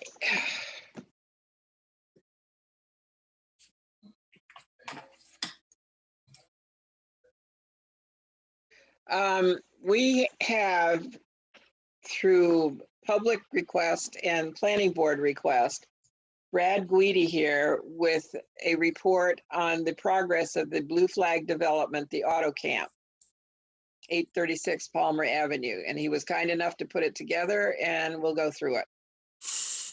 And he's right there on, well, I don't see him yet on the screen, but there he is. Hi, how are you? Hi. Great. Thank you for an opportunity this evening to give you guys a quick update on what's going on at the auto camp site. I'm sure a lot of people have driven by and are curious when we are going to stop moving dirt and get this thing landscaped and opened. So just to give you an update, in the past month and a half, we did do a town hall via Zoom with, I would say, probably about 50 members. That was about 45 days ago. And then I would say about 3 weeks ago, we invited neighbors out to the site to do a walking tour of the site, accompanied by members of my organization. And I think we had about 50 people come out. So obviously, this is a very popular and self-admittedly unusual site. There's nothing like it in Falmouth. So I did send a presentation. Tom, I don't know if you have access to that. Great, thank you. If we can go to the next page, that what you're looking at there is the rendering of the finished clubhouse. So I guess the idea here is just to give you an update of what is going on with construction and let you know kind of when we're projected completion. Just past this past week, we got down our base coat paving, which was a big step, and we were able to get it in obviously before the winter. You know, I think that a lot of people drive by this site and just see trucks moving dirt back and forth and don't understand why. And I've actually been asked, you know, are we just moving dirt just to move dirt? And that's certainly not the case. Understand that we had to put all new utilities in this site. We put an on-site sewer management system, as you know, which is reducing the nitrogen loads. We're putting all new electric and we're putting all new water as well as all new sewer lines. So essentially, this is like building a 108 unit subdivision, but everything is 30 feet apart. So what happens in that case is we get everything to grade, and then we have to go in and we have to trench everything for our utilities. Then we have to put all that trenching back in place. I think what people have most recently seen out front, there's been a lot of fill moving, and that's because we were able to get the parking lots at grade, which is required. Then underneath that, we have to put in the leach fields. So they are going to be done by hopefully this Thursday. I have some photos coming up of those as well. And you can see the amount of work that anecdotally, as you drive by, you certainly would never be able to understand the amount of infrastructure and work that has gone into this site. But I can assure you that all the dirt moving was for a good purpose. As you can see in this photo and the next one, the clubhouse from the outside is kind of wrapping up completion. On the inside, what's going on is we're actually, our rough mechanicals have been completed, and we are on to finishes, which is quite exciting. So all of the millwork is going in, cabinets have been delivered, there's a lot of metal work going in, and over the next few weeks, that will be completed. About 80% of the units have been brought out and placed. throughout the site. They are the Airstream units. And we'll get to a photo later on where we actually did a model unit. And we invited, obviously, the neighbors to come see and check out the inside. I have some photos of that.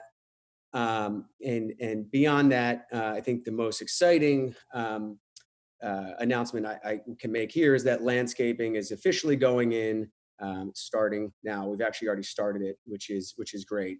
And it's good timing. The trees are going dormant, so they obviously don't require the water they would need, during the summer months. And we understand there is an irrigation moratorium. So that was one of the neighborhood questions. So we've kind of pushed that off and left those trees to go dormant, and any watering that will need to be done will obviously have to be hand watered.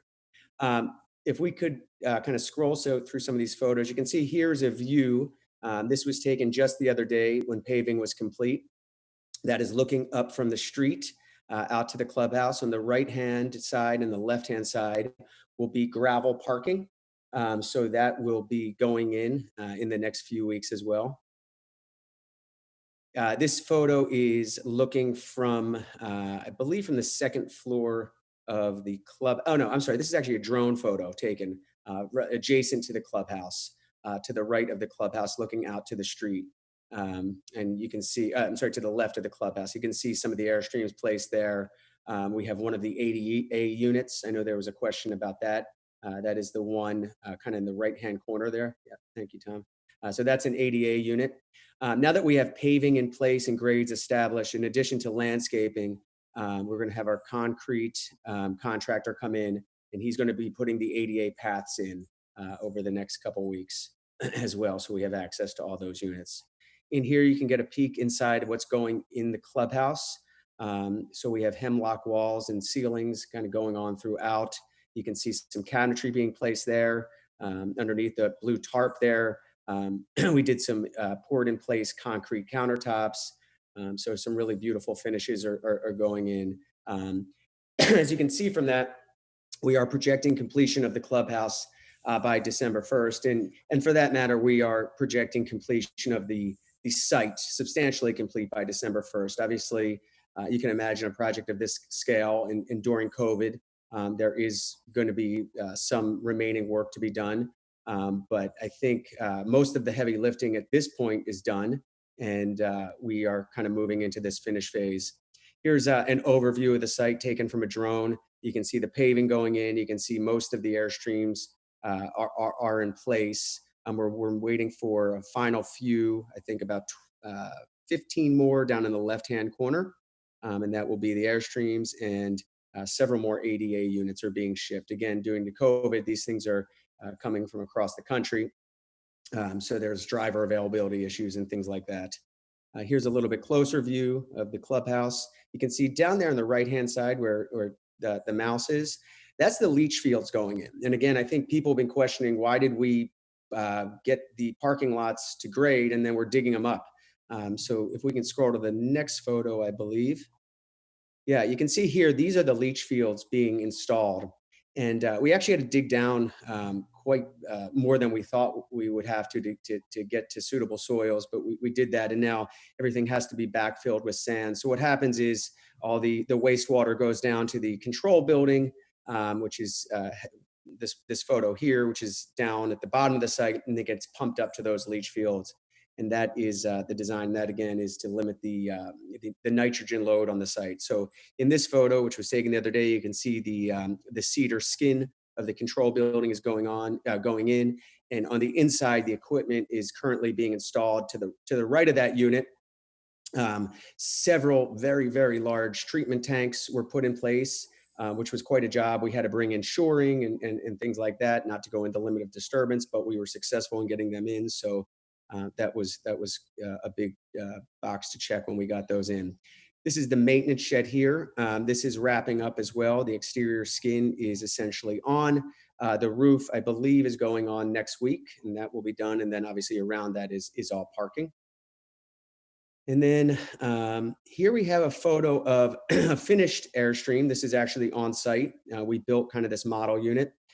So on every unit, there is essentially, well, I should say on every unit except the ADA units, there is a gravel patio where we have a little seating arrangement and then a small hard surface patio to the left of that.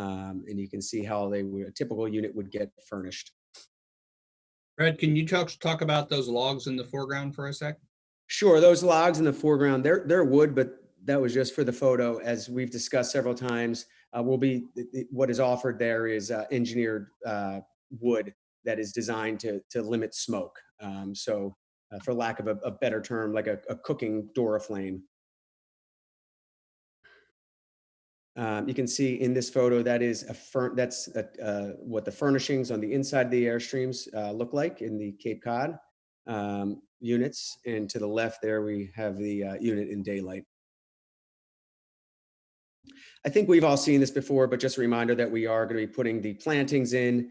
This was taken from the last slide, but it's been last time I was in front of all of you. But again, now that this is actually starting, it's a good reminder of the amount of plantings that are going in. Just along that front there, we're putting about 1,200 plants and trees. In addition, something that was not contemplated during the original planning, but as we were building this, we went back to the administration and asked for approval on adding a fence on that tier right there. And that again was to add additional privacy and limits views from the road up to the Airstreams. So that, albeit was not part of the original planning, we added that because I know that was a neighbor's concern, that they didn't want to see the Airstreams from the street. So we were trying to be sensitive to that. And as we were building this, you see things from a different angle. So we did go ahead and add that. And you can see that fence is going in. There will obviously be landscaping in front of that as well. Again, we are projecting completion for December 1st, a substantial completion. Like I said, there will be some remaining work to be done. For the most part, hopefully we'll be out of everyone's hair by December 1st and starting to bring furnishing in for the clubhouse as well as all the units. And then we are already taking pre-bookings online, and the opening for the public is started the slate in March of 2020, which we're very excited about. I just added this slide just as a reminder in case there were any questions. There's nothing really to discuss here, just in case any questions arose, I would be able to check my facts. Does anybody have any questions or need any more information? Yeah, Brad, change your opening to March 2021. Ah, thank you. That's right. Please get us out of March of 2020. Right. Charlotte. Yeah, thank you. I think you're on mute. Oh, you're muted, Charlotte. I was saying is, thank you for the presentation. I think it really helps. Yeah. I wonder if you could tell us about the reaction of the community.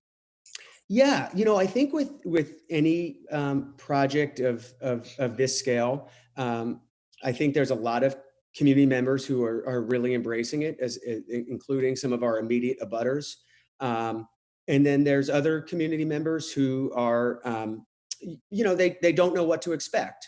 And I think that we have obviously heard concerns of noise, and it's my hope that we can prove to be great neighbors. I think up till now, I believe we've done everything we've said we would do, and I believe we will continue to do that and prove to any of our concerned neighbors that we are indeed here for the right reasons and hoping to be a value add to the community.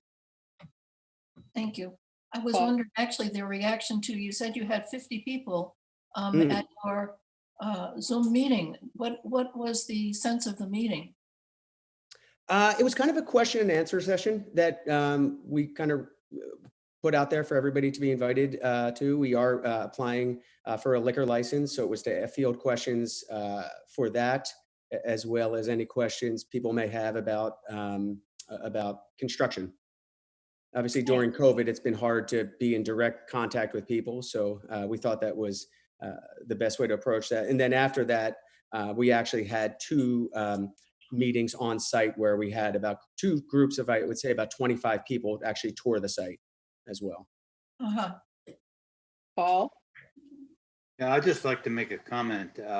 It's most unusual to get a progress update for a project like this, but your efforts to engage the community is very remarkable.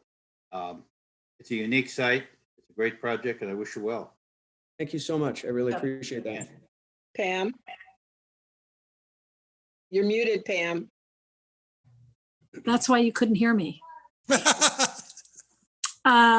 So my question is, what's the liquor license for? Is that for the clubhouse?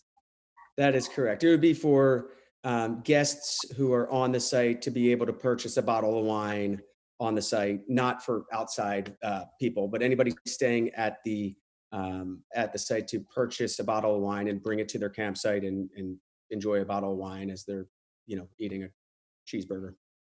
So no one can buy like a glass of wine? No, honestly, I'm on the development and construct. That's more of an operations question. So I don't want to misstate there. So I'd rather not give specifics on that. If you could find out, that would be great, because one of the questions I had from an abutter was, if there's going to be alcohol, are there going to be people walking around with, cups of wine or beer or whatever else, because they're concerned about that being in and around a family neighborhood. Sure. Well, was it as a campground prior? I believe that was pretty commonplace as well. I haven't been here that long. I have no idea. Yeah. So it was a campground for 80 plus years where there was no regulated liquor. People were driving down the street, buying beer and wine, and like any campground, walking around and drinking. I think that's kind of part of, that was, pretty typical. So I don't know if it will be much different than that, although it would be regulated. Do you have, are there going to be maximum and minimum periods of time people can rent?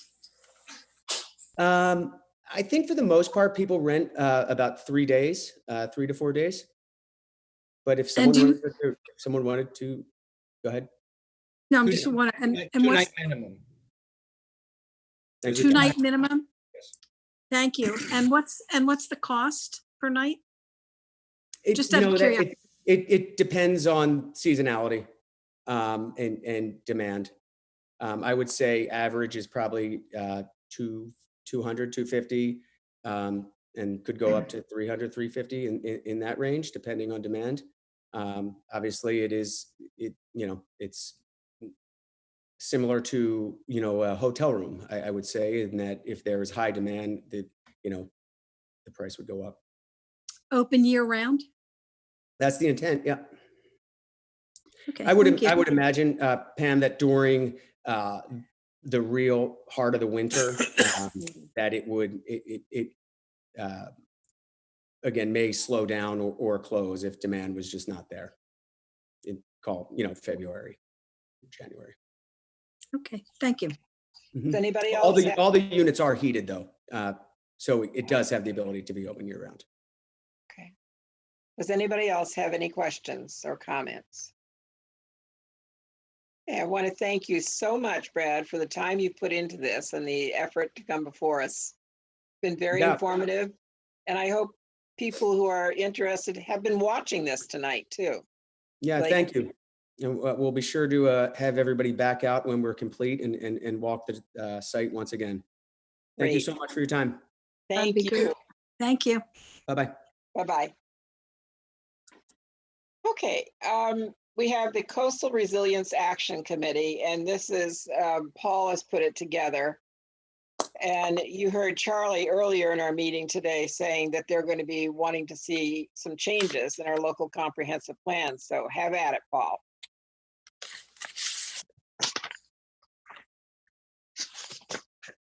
Paul, you're muted.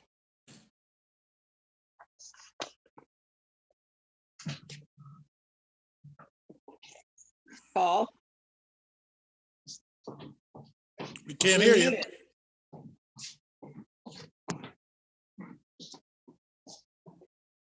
You're still on mute, Paul. There you go. As the Falmouth Planning Board representative to the Coastal Resiliency Action Committee, I wanted to give a very brief summary of where we are. Next, please. Pat, could you ask him to please turn up the volume on his computer so we can Yeah. hear him? Yeah, it's difficult to hear, Paul. Can you make your computer louder in some way? Or get closer to the microphone? I'm not sure what it will require.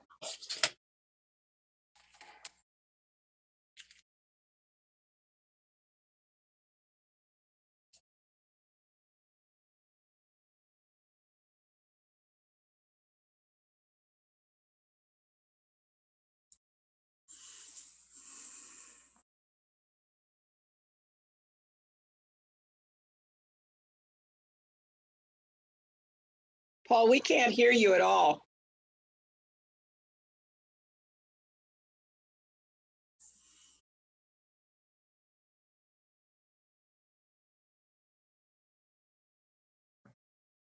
No idea what's going on, but we cannot hear you at all.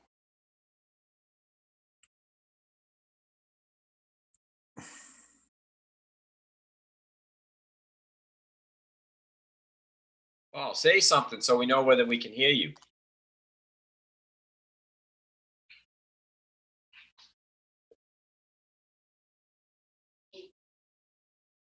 I think his computer is locked up.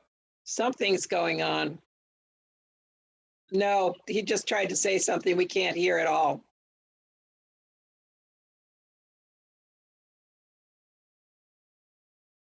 Nope. We can't hear you.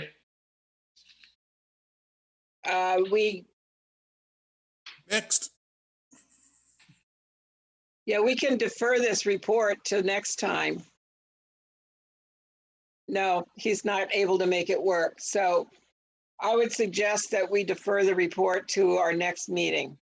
Yeah, I'll second that. Okay. So Paul, we'll look forward to it next time. Great. Oh, he says he's connecting to audio now. Okay, Oh, good. Okay. as loud as it goes. Now if we can just put the slides. Next one. Next.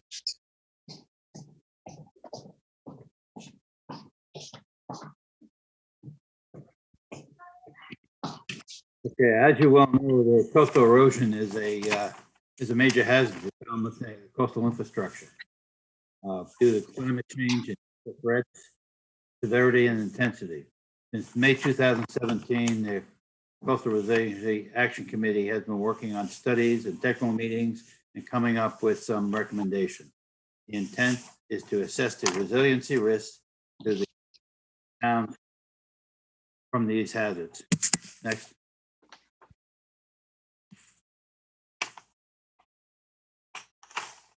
Thomas contracted for a vulnerability assessment completed in 2020 earlier this year by Woodcote Group with a hazard mitigation plan that was based on FEMA work previously. The study provides significant data for 3 future scenarios, 2020, 2050, and 2070. The report presents probabilistic scenarios for adopting planning options. Next.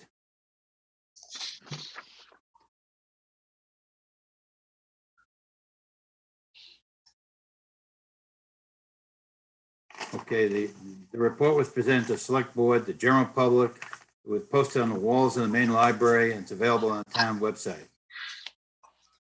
The Surf Drive report presentation to the select board is scheduled for November 23rd. That's an outgrowth of the work done by the vulnerability study. It was done with funding from the state. Final report recommendation is due on November 24th. They'll have policies, laws, regulations, projects, some administrative actions, and further planning. Select board presentation is scheduled for December 7th, 2020.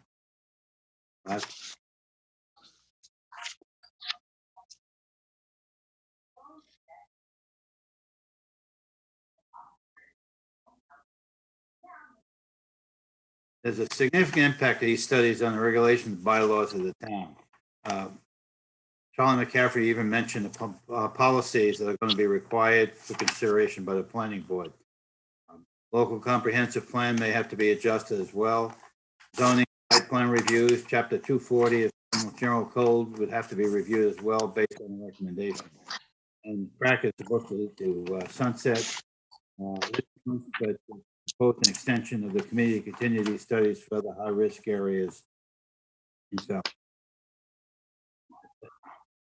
Do you believe, Paul, that you will achieve an extension on crack? Well, it's going to be a request to the Board of Selectmen. Okay. Because that makes sense to continue this. The planning board is going to have a lot of work to do after these recommendations come out, I believe. So does anybody else want to make any comments or ask Paul questions? Yes, Bob. Yeah, when are we going to get recommendations from this board for the local comprehensive plan? I mean, how extensive are they, first of all?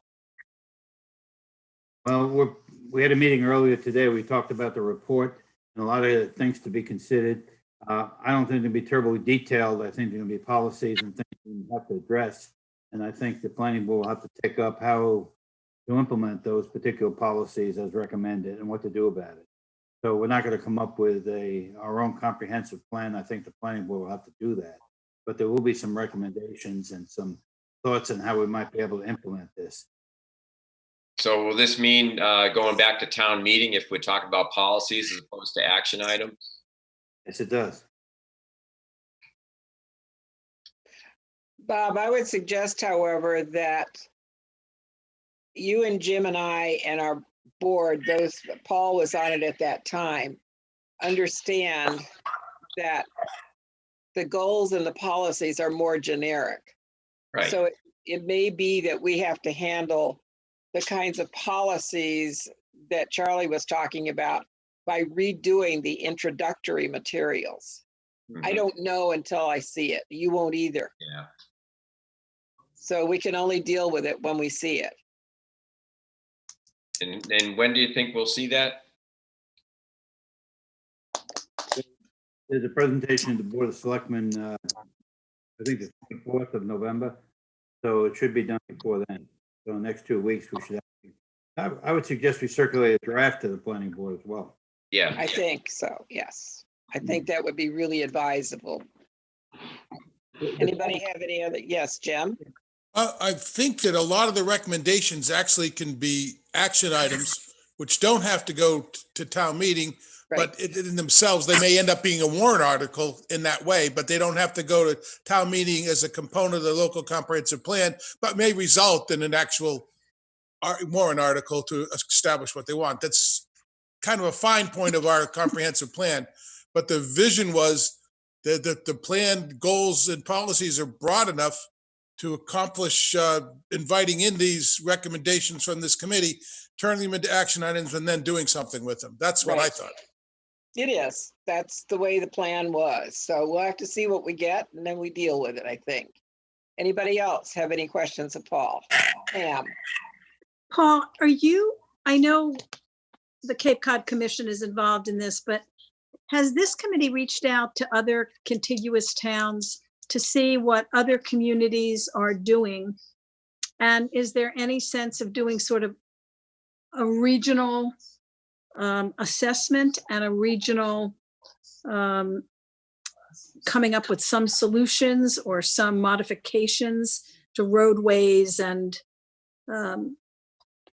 buildings and, other things? I mean, I think I mentioned this the last time. We certainly are not an island unto ourselves. And I'd be curious as to what the other towns are doing. Do they all have these resiliency committees, action committees, do you know? Some of the towns do, some do not. Some are more advanced than others. For example, Oak Bluffs had used a similar project a year or so ago, but it was somewhat limited. Some other towns south of Boston have used the same model and done very similar things. Out in Wellfleet, for example, they have something similar, but their conditions are totally different than Falmouth. Oh, yeah. So Cape Cod Commission basically has a coastal resiliency program that is doing the kind of things you're suggesting. So what the Cape Cod Commission is. Are they going to sort of pull everything together from what the individual towns are doing? Well, maybe Tom can address that issue. I would venture to say there aren't that many towns that are doing something currently to pull things together. I meet with my planner colleagues here on the Cape twice a year. Our initial meeting this year, like many other things, was canceled. I can tell you that the Cape Cod Commission has put together a number of different computer decision-making models. Most recently, the one that I invited Paul to attend with me on a Zoom that was about coastal erosion. Unfortunately, I wasn't able to get the information to Paul and get him onto the screen before we got to that. So the Cape Cod Commission has put together a computer model about coastal erosion, which is different from our vulnerability assessment. The vulnerability assessment didn't factor in erosion. It's just too many different variables into that. Today, I received an email from Sarah Korja from the Cape Cod Commission about design guidelines for flood hazard areas. They were leading a project to put together some design guidelines for flood hazard areas. For the most part, we're looking at not putting things in flood hazard areas, but there are a number of related projects going on with the commission. But frankly, and I might be mistaken, nobody is as far in front of this thing as the town of Falmouth is with the work we've done with the Woods Hole Group at looking at vulnerability, both for the municipal assets we initially did and for Surf Drive as well. Charlotte? Oh, wait. Go ahead, So, Pam.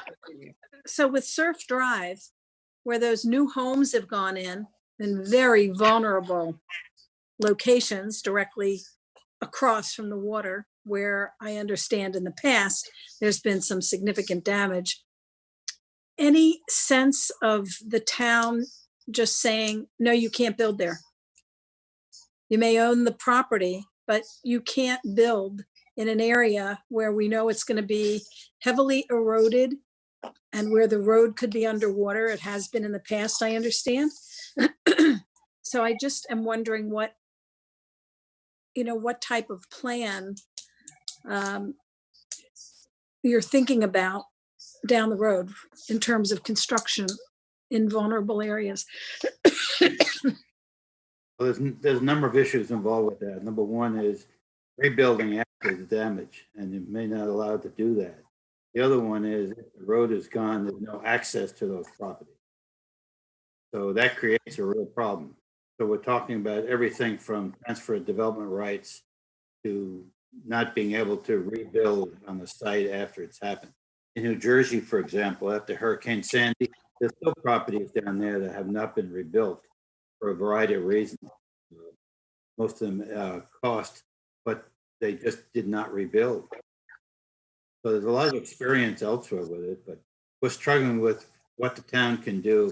How can you tell somebody they can't build, but you can't provide utilities and support and access to them? Well, then they may have to go somewhere else. Okay, thank you. And Charlotte, you wanted to say something? Unmute. You're muted. Charlotte, you're muted. Keep forgetting. It's clear the Cape Cod Commission has been working with coastal erosion and water storage, which is a big issue with rising levels of water. Where are you going to put all that water for a number of years? And we have an example in our Davis Straits plan that they did for us, which is now, 4 years old, that plan, where they would, places where 28 has flooded there in at the corner at Friendly's and along, how that should be managed. That plan reflects their thinking at that time. So this has been going on a long time, not just for Falmouth, but for other towns that have asked the Cape Cod Commission to do some planning for them. Okay, anybody else? Okay, considering that it's 8:45 right now, let's move on. Are there any announcements? Okay, general correspondence. There were a couple of letters received from people across from Bad Martha's complaining about what's going on out there now. They had picnic tables put over where the old restaurant was, which was an expansion of their indoor dining. But that has also become a very active flea market, and it's become extremely annoying to people. So I have asked Tom to pursue, this is not what we gave permission to do, nor who knows if anybody, or it has just happened. So I've asked Tom to inquire of the building commissioner and the enforcement officer what's going on, because I know other flea markets have had to get permits from the town to operate in that manner. So they have a sign out there, sip and shop. And this person who wrote about it forwarded pictures that Tom, I suggest, forward to the building department. I do not know who gave them permission or whether they're just doing it. Yeah. Bob? Yeah, I think we should rename Bad Martha's Bad Neighbor. I'm really ticked off at what's going on out there. And I would like a copy of our original decision. I'd like to reread that just so we can be clear on what we actually did give permission for, because I don't recall it being anything remotely like what they've been doing. Correct. Tom? Yeah, we can get that for you. So there's a couple things going on. One is that the planning board made an original site plan approval and then revised the site plan approval for the addition that they wanted to put on the back and the shuck shack they wanted to put in the front. We said no to the shuck shack, but they are doing an addition on the back. So there's a second site plan review that the planning board did. The activity that you see out in the field right now is not under the planning board's purview. That is under the outdoor dining COVID seating. So that was vetted through the selectman's office in identifying those seating areas. I was involved in that. It met the parameters for what they've got going on there, and those have been extended by the governor as well, those outdoor seating things. So we've got a couple different layers here. We have the original permit the board did, superseded by a second site plan. As you know, site plans don't have operational issues in it. They are just about where the pieces are at. So the issues that we've got dealing with, the issues that the neighbors are concerned about right now with the outdoor seating through COVID is not under the planning board's purview. And I did forward that letter, as the chairman requested, to the building department and enforcement office today, just to ask them to look in to see what's going on out there. Maybe it also should be forwarded to the selectmen then too. I think the selectmen were included on that one, if not an earlier one, but I will certainly forward it to Julian as well. And what about the flea market? I don't know anything about the flea market, or if there is a flea market. I saw banners and canopies and things like that. But I'm that person who went out there seeing what was going on and standing on the ground and seeing it. I don't know exactly what's going on there with those canopies and things like that. But we did forward it on to the enforcement folks. When you got a sign out there saying sip and shop, that pretty well tells you what's going on out there. Is that like drink and drive, or is it different? So Sorry. I did request that, even though it's not under our purview to do anything about it, I did request that that letter that was received be forwarded to the appropriate authorities to say who gave permission for a flea market. And is it my understanding then that people are getting drinks from Bad Martha's and then going over to so drinking and driving is probably part of sip and shopping, because people aren't walking there from miles away to have a drink and to go shopping, because they'd have to drive. And if they're picking up a drink and then shopping, then they have to leave there in their car. When they go there anyways, they're going there to drink. Sure. Right, but now they're shopping. Well, if I may, the requirements under outdoor seating under COVID-19 are that you can't walk around and drink. You have to come to a host's table. The host seats you at a table, and a server comes and brings your drinks and your food and things like that. And food is not potato chips, food is not something else, food is something that is significant that's prepared on site. So under the rules of engagement or COVID-19, someone comes to the site, they say have a party of 4, the server sits them at a spot out in the meadow in their party of 4, and the food comes to them. There's no walking to get your drink. The only walking that typically involves these things is to go to the restroom. And there are some places we've seen where there's a sign that says, if you want to enter the building to go to the restroom, please let your server know and they'll escort you into the property. I don't have the particulars for this, but that's essentially what the COVID rules are. You don't get to belly up to the bar. You don't get to just have a pop. You've got to sit down at a table and a server has to bring you food and drinks both. So I did not bring it to the board first before I requested this of Tom. If you want to give me 60 lashes, you can do that. But I thought, these people reached out, they live across the street, and it at least needs to be forwarded to appropriate people to take care of it. And it sounds like you're all in agreement. Yes. Okay. Thank you. Jim? I'd just like to point out, I said from the very beginning, this is not our job. We're now getting into enforcement. It should have gone, if we would have told these people in the beginning to go to the selectmen, they would have been at the right venue. I think we've given them false hope that we could actually do something about it, and it's not our job. And so the more we Jim. talk about it, I think we're misleading them. Jim, I've been saying tonight, this is not our job. I ask that it be forwarded to the appropriate people. How much time do we spend on it? Well, we did. 2 minutes and 37 seconds. I timed it. Okay, thank you, Pam. Future agenda items, I think we're pretty full up for the 10th. We've got a town meeting in there. Also, our next meeting is November 10th. Move to adjourn. Thank Second. you. We are adjourned. It is 8:52 p.m. Thank you. Good night.